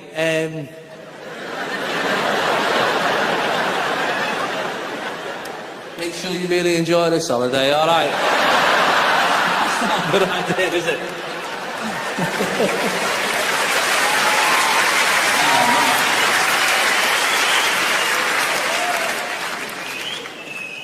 I don't know why dads do this. The older dads get, like I said, the less they care. It happens to all men at some point. I mean, I can understand some of the reasons. For example, in the house, when there's a noise downstairs, who's checking that noise out? That's Dad, isn't it? That's Dad. 100% of the time, Dad is checking it out. You could be married to a ninja. You're still the one first down the stairs. And why is this? Is it because you're stronger or braver or better at fighting than your wife? No. It's because out of the 2 of you, you're more expendable. All right? Yeah, it's not nice to hear. It's not nice to hear, dads. I understand. The family, they will be upset, but they will crack on. Right? That's the reason. We're the first ones down there. And I'm a shitbag. I hate it, me. I hear a noise downstairs. Top of the stairs. Don't come up here within our gym jams. I hate it. The telly's in the front room, mate. The 3D glasses are in the bag next to the couch. At one point, I remember there was a noise downstairs and I closed the baby gate to foil him. He's got through the door and I've gone, we can get past that, knobhead. Took me 3 months to work it out, so good luck. I hate it, mate. Do you know what? That is the only time in my life I've thought to myself, I could be gay, you know. I swear to God. I hear that noise downstairs and I think to myself, right now, as I'm looking at this beautifully soft girl next to me, a beautiful wife lying there, soft but weak. Not strong enough to protect me. And I think, right now, I would replace her with a big strapping fella. I mean, I'll be the inside spoon. I don't give a shit. Keep me safe. Just for a second, lads, take your sexuality out of the equation and just weigh up what's better. Noise downstairs, turn round, you can hear him breathing a protective breath. Wouldn't that be better? Just to go, hey, Barry, come on. Let's go and check this out. That's his hand. It's a different Barry. Different. I like a shop. I like to do the food shop. I like to pop to 24-hour Asda at 2 o'clock in the morning. If you think the staff hate you in the day, go at 2 o'clock in the morning. They well hate you at night. They look at you like you're walking around their house.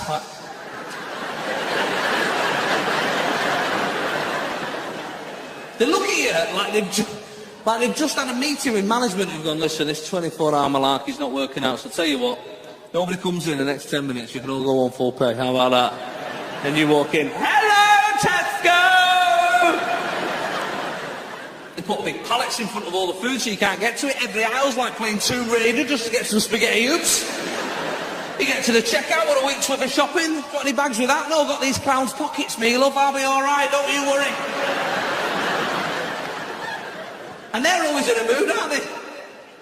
They're always in a mood. They say this to you, they say, do you want any help with your packing? They say, do you want any help with your packing? There's no right answer to this, you know this? No right answer. There's only two answers, yes or no. They're both wrong.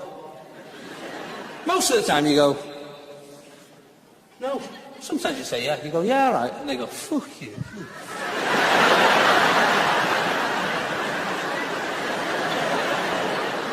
And I fill every bag for you, no help.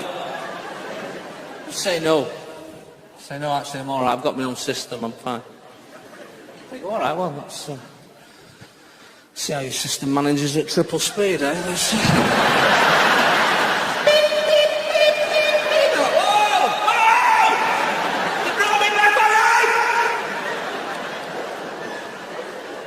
What's the alternative? The self-scan?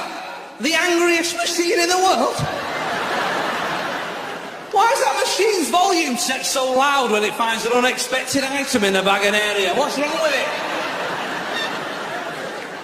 Why is it telling people on the bakery? They don't need to know. Unexpected item in the bag and area! Why are you so angry? You're not the Terminator. Chill out. I start having a conversation with it. How unexpected is it, mate? How unexpected is it? Huh? It's only something else from your shop, isn't it, huh? If I turn around as a dwarf sat in a unicorn eating a bit of rainbow, we'll go, fair play, that's unexpected. There was a great story in the Manchester Evening News last year, right? And I'm a big fan of a local newspaper. They do some good work. What I like, one of my favourites actually, before I tell you about the Evening News one, there was one back in Dudley, right? This is about 4 years ago. And they're at local papers called the Express and Star. And they interviewed this woman. They'd found out that Dudley was the UFO hotspot of the UK. More UFOs get spotted in Dudley than anywhere else. And he interviewed this woman. And she said this phrase that has stayed with me my whole life since then. That's what she said. She went, I was looking out the window and I saw a Dorito-shaped object in the sky. A Dorito-shaped object in the sky? And I thought to myself, who, when describing shapes, whose brain gets to Dorito before he gets to triangle? We learned shapes first, you greedy bastard! news is this. This young lad, he's 15, he's gone into Asda or Tesco, one of them, and he's bought a DVD player, one of the cheap ones, 20 quid. He's got home, he's plugged it in, and inside it is a DVD. And on that DVD was porn. And he's complained to his mum, and they've complained to the supermarket, and they're in the Manchester Evening News, both pointing at the DVD player, angry. They love that in the Evening News, don't they? Are you angry? Yeah, what are you angry with? That. That's enough for us. And I read that story and I just thought, I am absolutely disgusted, like you are. I couldn't get my head around it. 15-year-old lad, free porn, complained. I can't even... I thought to myself, God, when I was 15, I'd have given me not my right arm, my left arm, I'd give me left arm. That would have been a false economy, that would have been no good. This lad's spoiled, he's got the internet. I mean, I've not got the internet anymore, but this lad's got the internet, right? And he's spoiled. You know the most searched for term on Google is the word sex. That's too broad a search term. That's people who've never used Google to search for porn before. That's like going into Tesco and going, where's your food? It's too big. That's almost as pointless as the I'm under 18 button on the front page of most porn websites. That button's never been pressed either. No 15-year-old lad's got to that point and gone, oh, sorry, is there an age restriction? I do apologise. I'll see you in a few years, ladies. That's never happened. Never happened. But it did remind me of when I was 15 and the lengths I went to. My dad had a porn video in his sock drawer. A video in his sock drawer. It said World Cup Italia on the side. How many there was no football on that bad boy?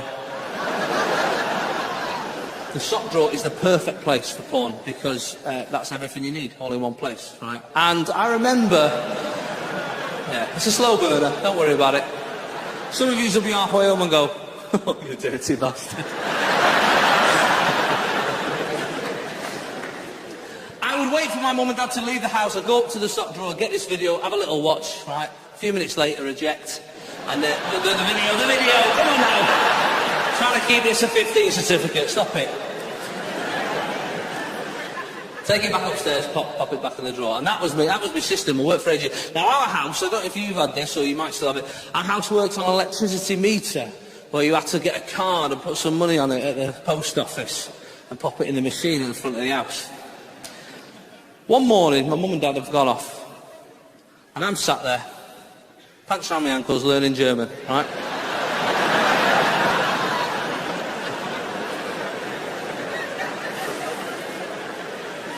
Mainly the word "ja."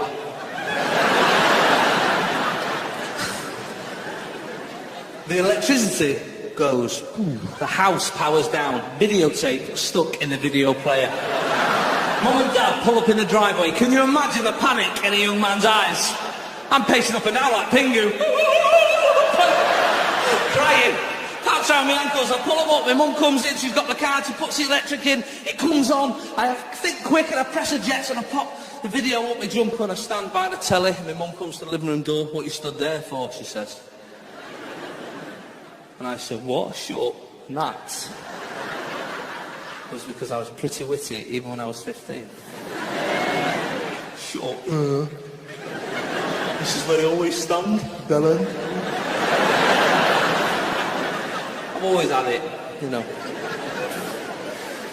And then she moved on and I went back upstairs and I popped the video back in the drawer and I was feeling pretty smug with myself. I was halfway down the stairs. We've got a full-length mirror at the bottom of our stairs and I'm ready to give myself a little, well done mate, we got away with that. Before I've looked at my face off, looked down, Willie hanging out my pants.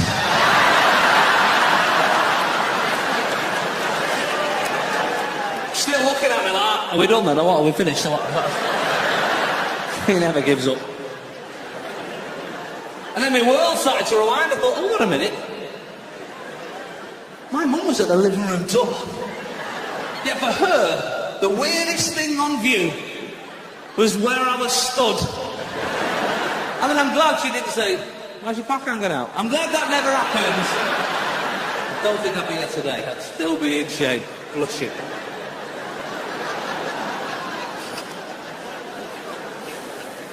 We got any teachers in? There you are. All right. Don't shout out. Put your hand up. There are your rules. My sister-in-law's a teacher, and my brother said this to me the other week. He come home, he says, "You'll never guess what's going on at her school now." I said, "What?" He says, "They've got a new thing called sandwich punishment." I said, "What? What's that?" He says, "You can't just tell a kid off now, you've got to give him a compliment either side of the negative." This is ridiculous, right, this is happening. So I thought I'd push him for an example, knowing full well he won't have thought of one. He's not quick at thinking. So I said, "Go on, what like?" He went, so you'd say to the kid, you go, "Hey, right, you're good at colouring in and that, I'll give you that, right, you're good at colouring in." It's a dry pasta, very good. But you're a little shit, right? And there's a bit of a pause, and he went, "But your mum's quite fit." I don't think that's an Ofsted line. I don't think that's come straight down from the top. I used to love playing football, but I tell you what, football is important to a boy's upbringing. It's where he bonds with his dad. It's where he learns how to swear. It's where he learns words he's never heard before. It's where he hears swear words inside words he thought he knew. Nowhere else do you hear, "Ref for fucking re." You'll never hear that. Except at the football. It's where English advances. I mean, I'm not a massive swearer, I'll be honest with you. I don't really swear at home a lot, but at football, and my dad said to us, I was 9 years old, my brother was 7, he turned around, he says, "Right, for the next 90 minutes you can swear a lot." Obviously, we're City fans, there's a lot of swearing going on, right? He turned around to us, he says, "Right, you can, for the next 90 minutes, don't tell your mum, but I'm going to let you swear." I was the most excited I'd ever been in my life. I never knew how far to push it. I'd be going, "Referee, you bloody idiot." My brother always pushed it too far. He was 7 years old, like, "Come we? Nice one, enjoy the football, and we'll get a fucking pie." You're like, "Whoa! He's 7! I find swearing fascinating. I have favourite swear words, of course we all do. My favourite is the word knobhead, as you probably know. It's quite a Manc word, isn't it? It's quite a Manchester word. We use it a lot. You can call your friend a knobhead. You can call your enemy a knobhead. I like knobhead. What are we up to today? Some knobhead just stole my car. That's what's great about it. It's versatile, like a waffle. We love it. And you know, it's not even a swear word. In Ofcom, who the TV regulators, they don't actually count knobhead as a swear word. In London, they don't use the word knobhead that much, which is weird, because there's loads of them there, right? But they don't use it. They don't use it. And, that'll just be in the northern edition of the DVD. What I like about swearing is that people have a respect, most people have a respect for who they swear in front of. Your mates, you can go for gold, don't worry about it. But kids and old people, we sort of have a respect. My gran, I've never heard her swear. She's 87. I've never heard her swear. 87 years old. And I asked her once, I says, "Nana, have you ever swore?" She says, "Yeah, I did once, actually, yeah." I said, "When?" She went, "During the Blitz." I said, "Well, I think that's fair enough, isn't it?" I have this image now of my Nana stood at the living room window going, "Fuck it up!"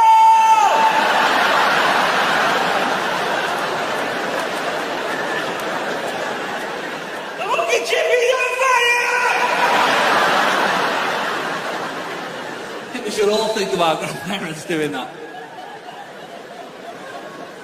We sat around dinner table once. My little brother, like I said, he's only 10, 11, like. He goes, "I've got a joke, everyone." We think, how bad can this be? He's only a kid, right? I mean, he's a rumman. He does look like he wouldn't look out of place on My Big Fat Gypsy Wedding. You know what I mean? He's a rumman. He stands up, he goes, "I've got a joke, everyone." I go, "All right, fire away." He went, Nana, Grandad, everyone's there. He goes, "What do you call a dinosaur that's just been bummed?" Proper cocky. Everyone's like cutlery dropping moment, like, oh my God. No one is looking at Nana. I turn round, she's the only one still eating, not bothered. After a few seconds, she looks at him, she goes, "Hey, mega sore ass, now eat your veg." 87. You've got to get up early to offend my dad.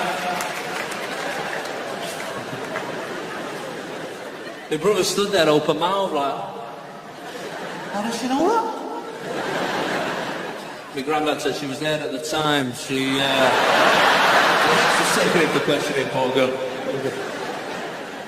There's only one thing in life that offends me, and that is people who stink, right? Now, there's no reason for it. I mean, statistically, it's hot out there, I'm aware.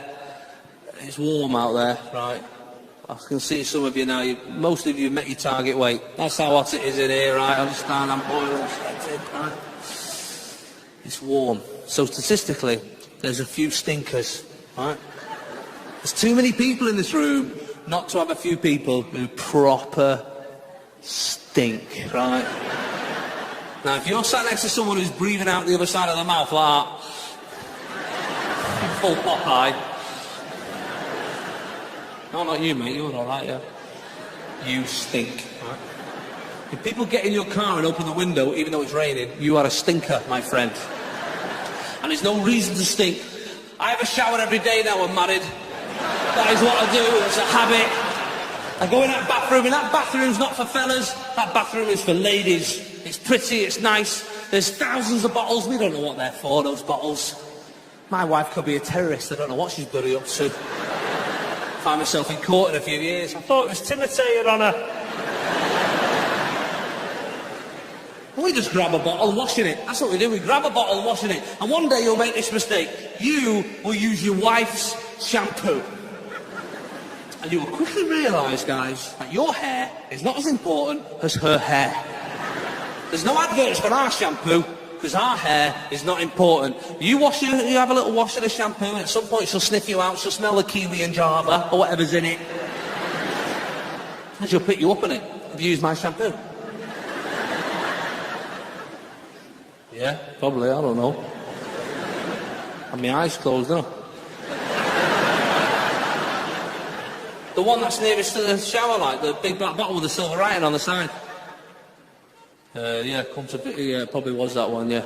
Well, that's my shampoo. It's not specially formulated for my hair. All right, sorry, is it? I just thought, because we shared a bank account and that.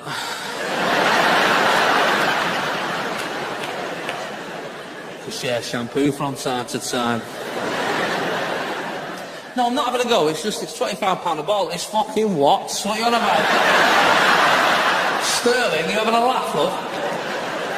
Yeah, yours is that Tesco own brand stuff in the corner, that's the stuff I got for you. The green stuff that's crusting on the lid, that's the stuff I got for you.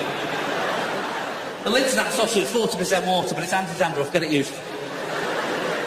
We don't care, we just grab a bottle, washing it. I guarantee there's about 4,000 men in this room who've had a full shower only using conditioner. Just grabbed it. It don't feel right, but we're going, I'm just going to go for it now. 2 o'clock in the afternoon, still stink, but we feel lovely. It's brilliant. We just grab bottles and washing it. My dad went 6 months washing in Sif. He'd just been left on the side. Come down every day. That is lovely, that stuff. What is that? My God. Oh man, so fresh. I feel like an actual lemon, love. It's lovely. Is that bone there? Can you see bone? Is that bone? I went a whole weekend, at the in-laws washing in frizzies. Now, I don't know if you know about frizzies, it's not for washing, it's the easing frizz. I only realised something was wrong, looked to the mirror, all my pubes were straight, I was like, what? The poor widow looked like Cher. I had to get a pencil like in the 80s with a potato like that. Pair of scissors like a Christmas ribbon, like giving it that like. Curl them back. A hell of an afternoon, I say. The worst products I've ever used, but also the best. My wife left, I think, on purpose. Women do this. Occasionally they'll leave a little bit of imac on the side or whatever. I picked this up. This product is called Original Source Mint and Tea Tree Shower Gel. Have you used this stuff? It's the coldest thing you'll ever put on your body in your life. Up here, it's quite refreshing. You're like, oh, hey, morning, whoa, morning. The lower you get, the colder it gets. You get around here, it's like in a blowjob of a snowman. It's freezing. Or a snow woman, whatever you're into. But I'm saying it's cold. Cold. Now, my warning is this. Be careful when washing your backside, right? Don't wash too deep with the original sauce, with the mint and the tea tree. That cold sensation will stay with you all day. It's like someone's left the window open on your ass. It is freezing cold. All day you're walking around, it feels like there's a midget following you, blowing cold air on your bum all like...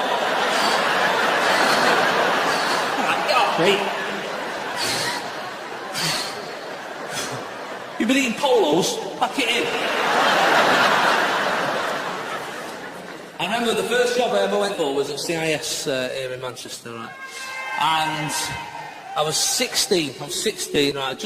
I'd worked in pubs and stuff, but I'd never filled out an application form in my life.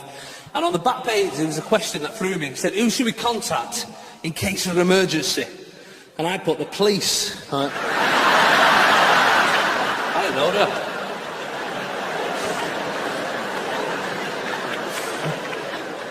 Fire brigade, you know, did them all. There was a lad next to me putting his mum, I was like, good luck, mate, your mum.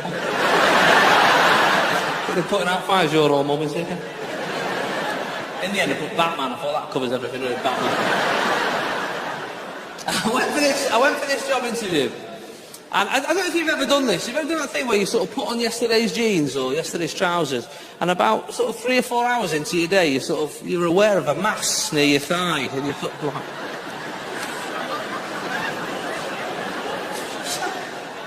And at some point you look down, and one of yesterday's socks is just crimping out the bottom there. It's rank. I was in a job interview. I get to the end of the job interview, I've stormed it, he's already saying, come in next Monday, where's your, you know, all that sort of stuff. I'm shaking his hand. As he's shaking my hand, he sort of dislodges something in my leg. And I can feel it travelling down my leg.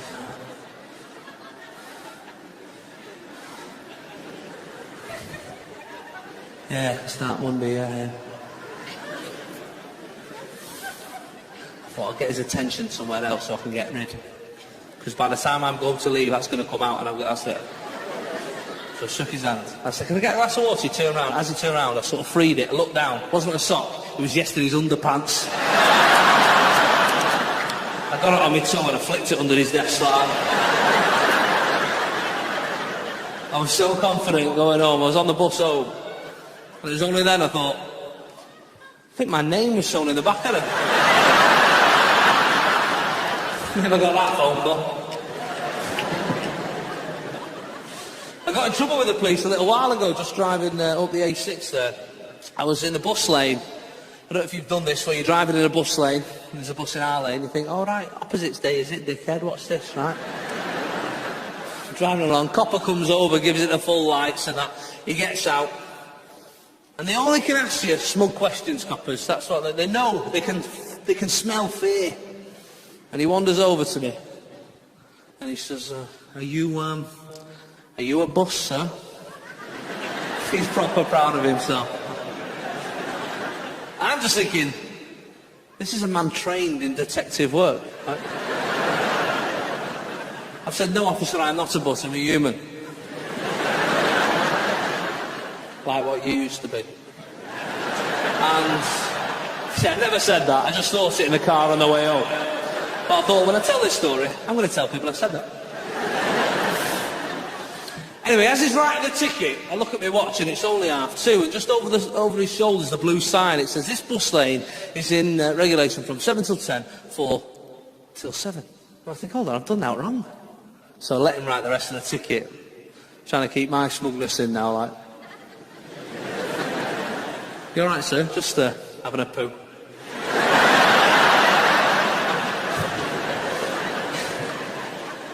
I said, actually, officer, no, it's not okay. I said, what time do you make it? He said, it's 2:30. I said, what does that sign say there? He turned round, middle of the street. He turned round and he went, oh, fucking hell. He was gutted. He turned around and you know what he said to me? Something nobody in this room has ever heard. He said to me, "I'm sorry, sir. My mistake." That's what he said. And I felt like king of the road that day. I felt like doing high fives with the drivers, like, woo! Once and once at last! The driver fights back. He did me for no tax in the end, but you know, but tell him I'm the hero. Tell him the hero. Who's got a dog? Give us a cheer if you got a dog. Tell me now, is it normal for your dog to sometimes wink at you? Is that normal? Freak me out, man. I'm sat watching telly. It happens twice, 3 times in your life. A dog will wink at you like a human. I'm sat with the wife watching the telly. The dog just went.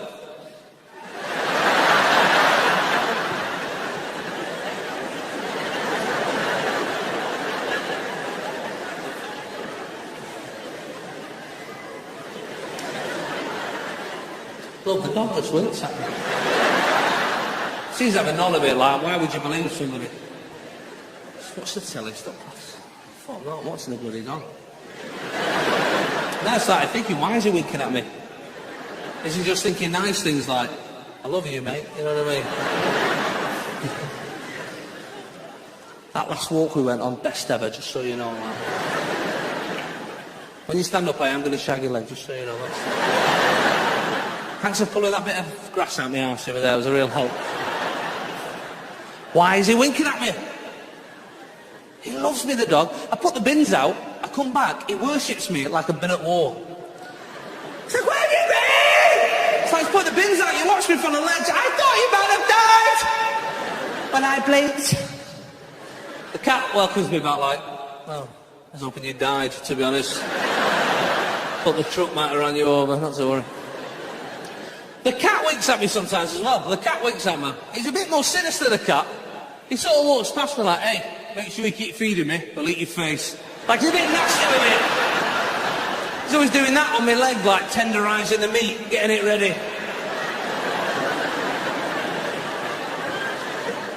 Hey, big fella, I know I'm out of the house for 23 hours a day, but I like to come in for a poo, so you make sure that litter tray is clean or it's going on your pillow. All right. I was in an episode of Shameless once, right? And I know we all have been. That's how it works. Where I don't know if you remember this episode. If you watch it, I was a security guard who got sucked off by an Alsatian dog. Not many times you hear that sentence, is it? It was one of the weirdest days of my life. I was sat, David Threlfall was directing, I was in this room, and I was supposed to be seduced by a woman, and she blindfolded me. And then at the last minute, she does one and replaces me with this dog, right? In the filming, basically it was just a dog licking pedigree chum off my thigh, right? It was horrible, right? I'm tied up and blindfolded, giving it, oh, that's lovely, that, right? About 3 days later, it was in the paper. Because it got so many complaints, right? I think it was in the Star or the Mail or something. And do you know what they did? They had a picture of me like that. And the dog there, and they blacked the dog's eyes out.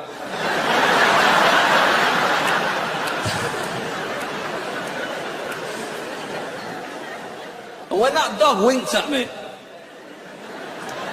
I thought, has he seen that episode? I live up there. I live in Stockport. That's as far south as I'll ever move, right? Most of my work is around the country. It probably would be easiest to live somewhere else, but I don't. I live here, and I always mention Manchester. And I'm not doing this just because you're a Manchester crowd. I love Manchester. My family are here, and I've always had a great time here. And there's people in this room now. But you might not be from Manchester. You might be from Liverpool. You might come up from Chester. You might come up from Leeds. You might come further, Plymouth, Port, wherever. There's a reason we stay in our cities. There's a reason we love our cities, because sometimes our cities, they give us something special. They give us a burst of civic pride every so often that makes you just think, I don't want to live anywhere else. Whether it's Rolls-Royce or whether it's Carl Pilkington or whether it's Manchester United or Manchester City, whatever you're proud of this city, every so often it will just make you go, wow, I'm so glad I live here and I will always live here. I used to work in an office in town. Every day I used to go downstairs and eat my dinner in a park. And one day, Manchester gave me a gift. It gave me something that no other city in the world could have given me. I looked up and I saw a man punch a pigeon in the face. Right. Where else on God's earth would that have happened other than the city of Manchester? I'm telling you. It was spectacular. Now, I'm a big animal lover, of course. I mean, I'm not having a go. I love animals. Pigeons not included, let's be honest. We all love animals. There's no Save the Pigeon Foundation. We don't like them. They don't like us, we don't like them. That's how it works. This guy, he hates them. I've looked over. This fella is holding hands with his wife or his girlfriend, or his carer, let's be honest, right? She's got an ice cream with a flake in it. This pigeon's, I'm having a bit of that flake. This fella's like, I don't think so. Two things were amazing. Firstly, all peripheral vision work. He didn't turn his neck once. Secondly, after he punched it, he just carried on walking, which makes me think he's done it before. I'm sat where you're sat. This is what I saw.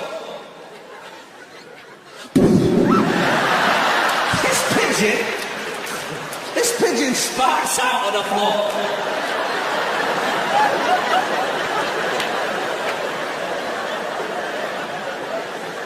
Starts to come to. I like to imagine with little birds flying around instead. It looked round, obviously, to see if any other pigeons saw what happened. There's going to be a laughing stock in the pigeon community. And he did one, right? And it was... I looked around. I was like that with my butty, that. I looked over, there was a tramp pouring out his gin. Like, I will never drink again, that was the maddest thing I've ever seen.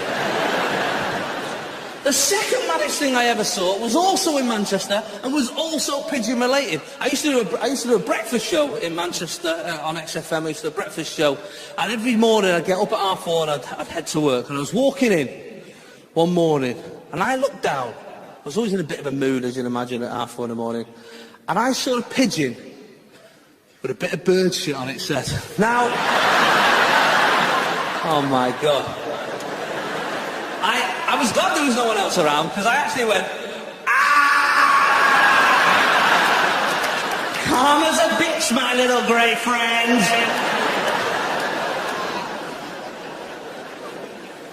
I talked about celebrities before, and I don't really have that many stories, but I did the Raw Variety Show a couple of years ago up in Blackpool. And yeah, it was nice, and it was great fun. So many celebrities on, it's mental though, and I always try to get a picture with them because I'm a bit of a saddo. And I was on with a mate of mine, another comic called Paddy McGuinness. I don't know if you know Paddy. Off the Greg's adverts. And Peter Kay was on, and Hal Cruttenden, some brilliant, fantastic comedians. Roy Walker was on, loads of comics were on. Adam Hill's fantastic comics. We had a great day all day. And what we really wanted to do was meet the proper celebrities. So me, Paddy, so we were getting photos with them. I got Michael Bublé, a little picture like this. He got Whoopi Goldberg. He got Miley Cyrus, pregnant. So it was quite a busy day. I really wanted to meet Bette Midler. She was the headline act. My mum's favourite singer. She loves Bette Midler. She's got all her albums, she's got all her films, she loves her. When I left the house, she says, you get a picture of Bette Midler, you're not coming back in this house. And I said, I will do that for you, Mum, no worries. And I couldn't find her all day. She's surrounded by security. In the end, I've gone in this room, and Paddy's by himself, and he gets my attention. Hey, Jay, have a look over there. It's only Bette Midler, right? And I've looked over, and there she is by herself having a butty. Why don't you go and get a photo with her, lad? Go on. Let the mouse see the cheese. Go on, go on. What you doing? Don't forget your flash, no lighting, no liking, and all that. So I've gone over, Miss Midler, I'm sorry to interrupt your afternoon, my mum's a massive fan, I just wondered if I could have a photo with you. She went mental. She's only about that big, she's going, are you fucking serious? Who are you, little shit? Right in my face, right? She went so mental, I thought she was joking. So I've laughed. It's made it worse. I've gone, oh, Midler, you had a right chuckle. The security team have come over, they picked me up, moved me on. I'm almost in tears, I'm so embarrassed, right? They dropped me in the worst place in front of all the other comics. All laughing at me. None harder than Paddy McGuinness, right? Not because of what he just saw, but 10 minutes before I got there, he saw it happen to someone else as well. I've not bought a steak bake since, I'll say that. I have, too nice. Of course, you meet the Queen, you meet Prince Philip. The Queen's lovely, as you'd imagine. She's like someone's nana. To be honest, by the time you meet her, you've met so many celebrities, you're not that bothered, really. She's lovely, like, you know. It's like, I just met Michael Bublé, Liz. She's not fussed, right? She actually said this, she went, where are you from? I said, Manchester. She said, oh, lovely place. I was like, all right, I'll do the gags, love. You're taking a piss out of me. As you know, Prince Philip is the nation's favourite racist. The man has been telling racist gags longer than anyone else. He's got to have a gag writer. All right, it's the same bloke who writes for Jim Davidson, but still, he must have some. And there's a weird thing where anyone else said that thing, you go, mate, that's out of order, I find that offensive. But for him, he's been getting away with it so long. There was some weird camaraderie with the comics, so we thought, I'd sort of like to hear him say something offensive, all right? So we're in the line-up waiting to meet them, and he's coming along there with the Queen. And I'm stood in between Shaka Khan and Diversity. I think this is probably the best place to stand. If he's going to say anything, he's probably going to say it around here, right? What was also probably more amazing was that Ashley, the main guy from Diversity, was also saying to me, do you think he'll say something racist? He was genuinely excited that he might be the butt of a racist comment, right? I said, I'm pretty confident that he's going to say something. Diversity is not one of his favourite subjects, to be fair, so... He comes along, he's nice to Shaka Khan, he's nice to me. He meets Ashley Banjo, the main guy, he's a lovely guy from Diversity. He shakes his hand. He said, not only did he say one offensive thing, but he slipped a second one in. He said it was marvellous dancing. And Ashley said, oh, thank you very much, Your Highness. He said, are you all one family? There's 13 of them. They're all roughly the same age. They've not come from Octo, Mum. How he kept a straight face. I've got my head on Shaka Khan's shoulder here. I'm like, oh my God. I can't believe he just said that. He keeps a straight face, but you can tell he's smiling. Like he says, no, we're not one family, we're just friends. And as he's just about to leave, Prince Philip says, well, it was marvellous, it was marvellous. Have you just come over for this one show? At that point, I was looking at his head like that. Come over from where? They live 20 minutes from your house, you old racist bastard!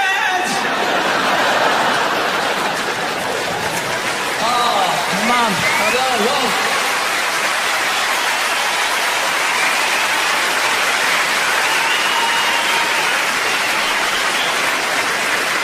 Folks, thanks for coming out, and I'll see you again. God bless Manchester, thank you. Thanks very much. Have a safe journey back, and God bless, thank you.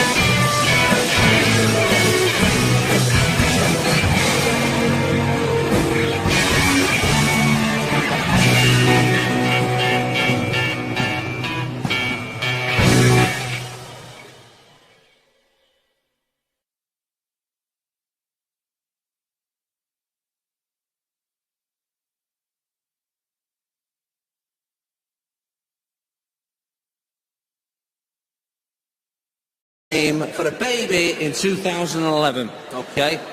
Now, do we have any Barrys in the room? Oh, female Barry as well, that's unfortunate. really had a bit of bad luck there, love.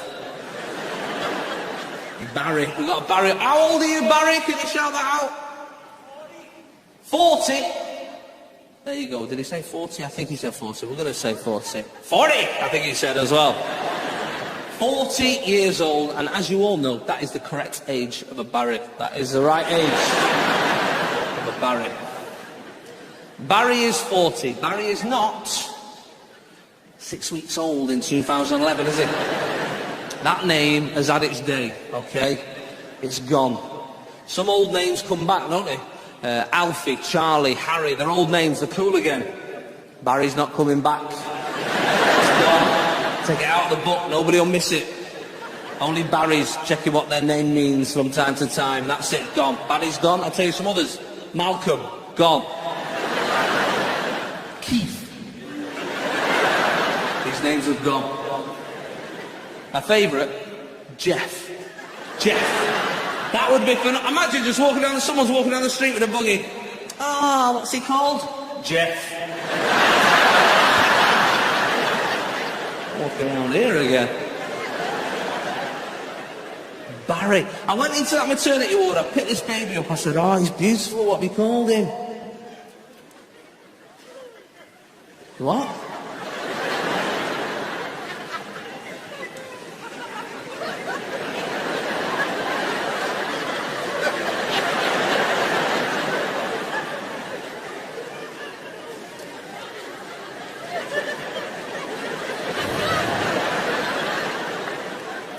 Barry?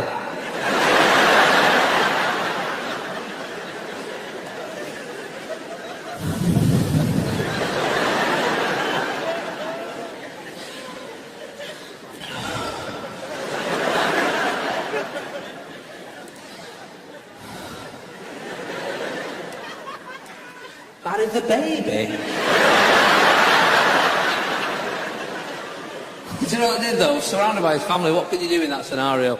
I said the same thing every person in this room says. I went, hey, he looks like a Barry as well, doesn't he? No, he doesn't, because he's not 40, is it, eh?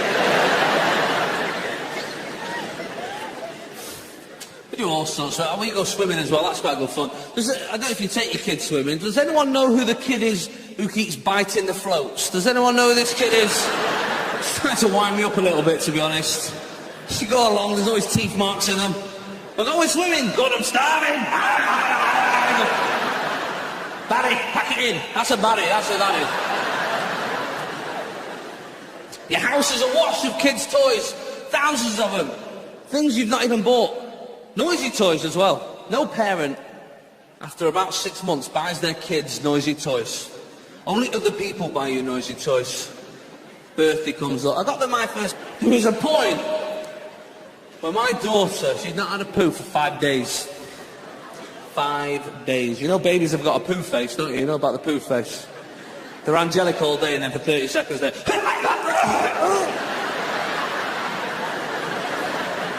What's going on with the baby, love? What's happening with the baby? She does look like your mum. You're right, she's got a look of her. She's got a look of her.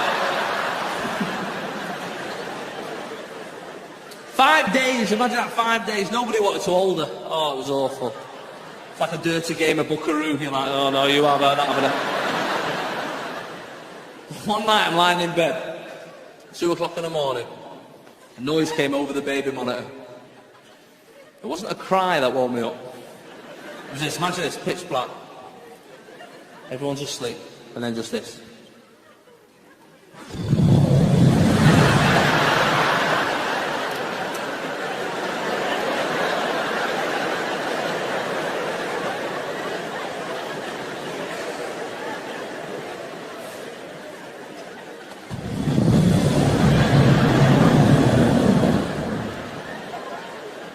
My first thought was that predator had walked past my window.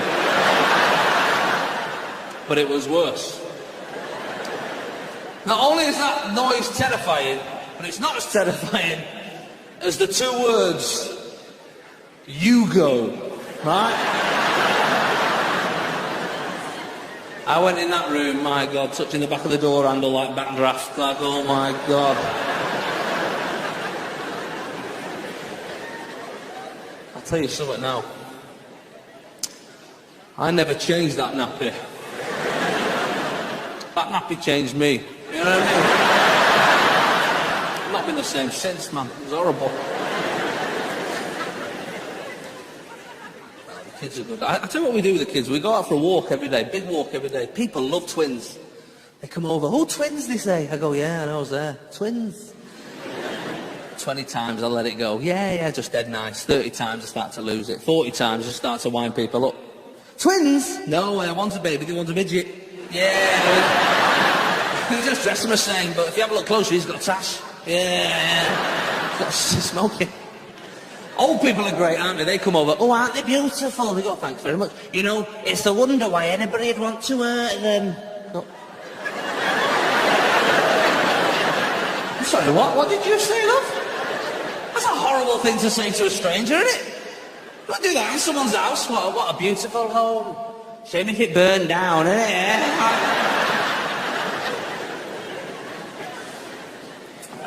It's good fun. You've got to be careful with babies. You've got to be careful with, like, naming children. That's hard, naming children. I've got a friend who's recently had a little boy, and he's called him. I'm going to go from your reaction here to tell me if this is wrong, okay? He's called his little baby Barry. Now, I think we're all on the same hymn sheet here, that is no longer a viable name.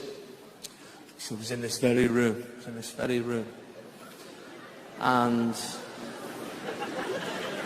as a mark of respect, I like to keep the seat that he sat in that night reserved. And then a light came on the seat to show everyone which one it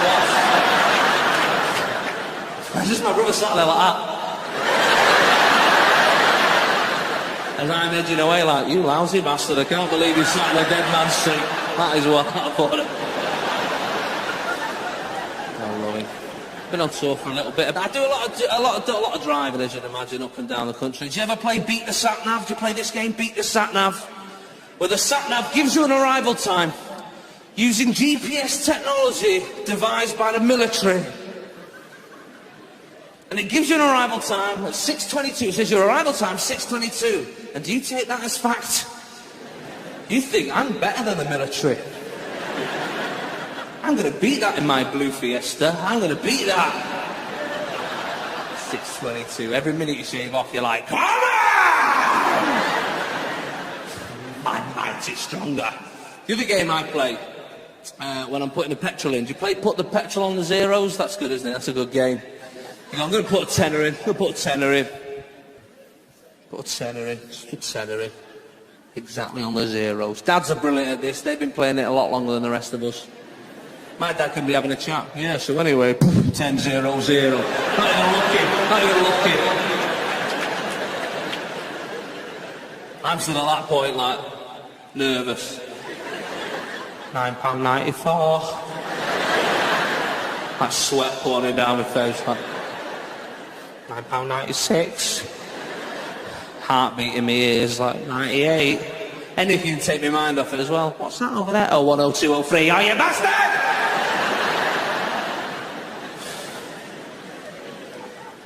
I have to put £11 in now.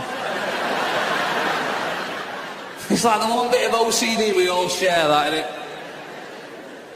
You spend all that time trying to get it on the zeros, and then you go in the shop and spend £1.84 on crisps, you know what?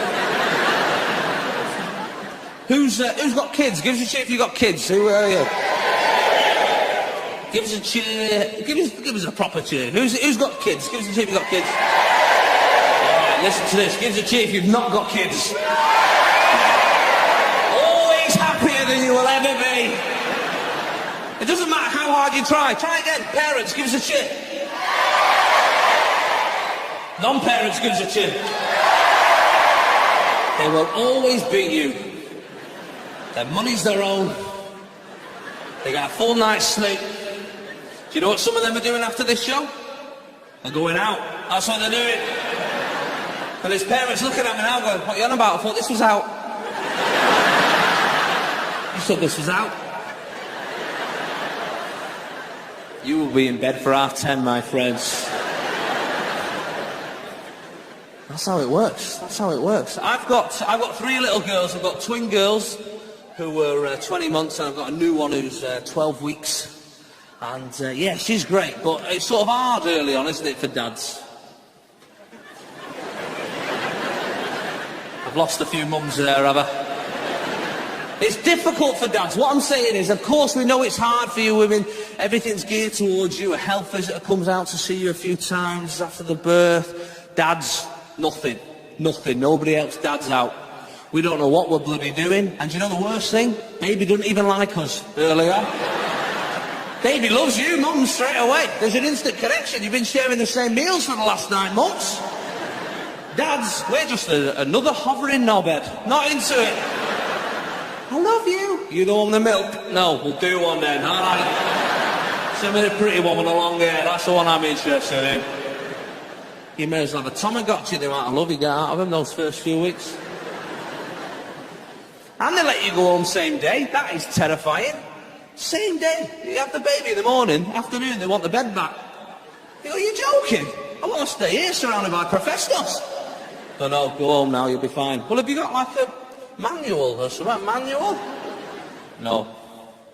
Like a booklet? A booklet? I'll take a booklet, me, mate. I got a 4-page diagram when I bought a Billy bookcase. You telling me there's nothing for babies? No. Well, just give us a couple of tips. Try and keep them alive every day. All right. That's all you can do. The first drive home's terrifying. You're going about 4 miles an hour crying. I don't know what I'm doing. Tractors overtaking you, people walking past you on the pavement. Old people beeping you. Every time you go around a corner, you can hear them moving about in a boot. It's a nightmare from day one. A nightmare. But gradually it gets better, and you start seeing the world through your baby's eyes. That's fantastic. I remember my daughter was about 7 months. The cat came in for the first time. She looked at the cat. She looked at me for confirmation that it was real. She must have done about 8 double takes like in a cartoon. Like, if she could have spoken, she'd have gone, what the fuck is that? What's that? You let that just walk around your house, no napping, no nothing. I know you don't know hear a grown man talking about poo, I understand this. But I've got to tell you about it, it's horrible. I know you know it's horrible, some of you probably do it yourselves, but it's horrible. These babies, man, there's something wrong with them. Nobody tells you this. Also, I went into Asda one night and I said to this woman, I said, excuse me, where are your nappies? She went, baby's nappies? I was like, yeah. What are you on about? Do you even sell adult nappies? That's weird if you do. The last thing you want, walking around Asda, seeing some bloke coming out of the changing rooms, you got these hookies in a 38, love the chafe, yeah.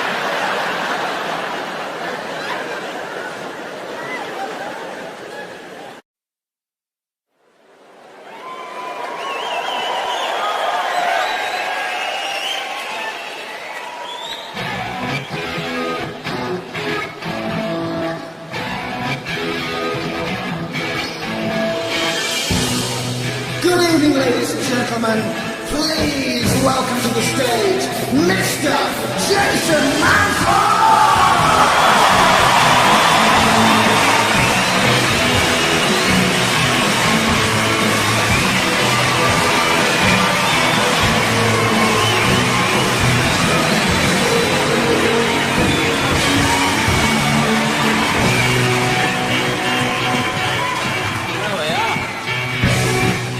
Good evening. Nice. You all right over there? You all right over there in the back? Yeah. I was sat there for Al Green. Shit, innit? Should have booked earlier like these people. Look at these. Don't mess around, you. Front row centre, I've seen you in my garden. You're keen. You're keen. I like you there, front row there, big fella, legs wide open like you've got massive bollocks as well, brother. Welcome to the arena, mate. I love it. I love you. The reserve seating, obviously you pick these seats in advance, so you pick where you sit. That's how it all works in this country. We're not great at reserve seating, I always find. I think I get on the train quite a lot. There's always somebody sat in my reserve seat. Rather than say anything, what do? I just stand near them. Stand near them, just looking at my ticket. And then looking at them in my seat. Like, I could do that for half an hour, I don't care. Like it's an internal monologue going, I definitely booked a seat, but definitely didn't book a knobhead Saturday. I don't know how that's happening. I would have unchecked that box on the website. I went up to the Edinburgh Festival a couple of years ago. Me and my brother went to see a mate of mine in a show, a local act called Jason Cook. And we've gone to see his show. It's only a little room, a little sort of 40-seater room. And there's 2 seats left. One had a reserve sign, one had nothing. So I've said to my brother, we'll sit here. I booked the seats, so you can have the reserve one. Right, you can take the risk that somebody might come in. He's a bit nervous. 5 minutes into the show, he's looking at the door every couple of minutes. Half an hour into the show, you know, you grow in confidence the longer you're in a reserve seat. It's like squatters' rights. You think, I'll fight for this now, I don't care. Right? About 5 minutes before the end of the show, we both forgot that it was ever a reserve seat. Until the comic on stage, he explains, he says, ladies and gentlemen, that's the end of the show, but before I go, I'd just like to dedicate tonight's performance to my dad. Yeah. Oh, it gets worse, it gets worse. Sorry. He said, my dad died 6 months ago, and the last show we ever came to see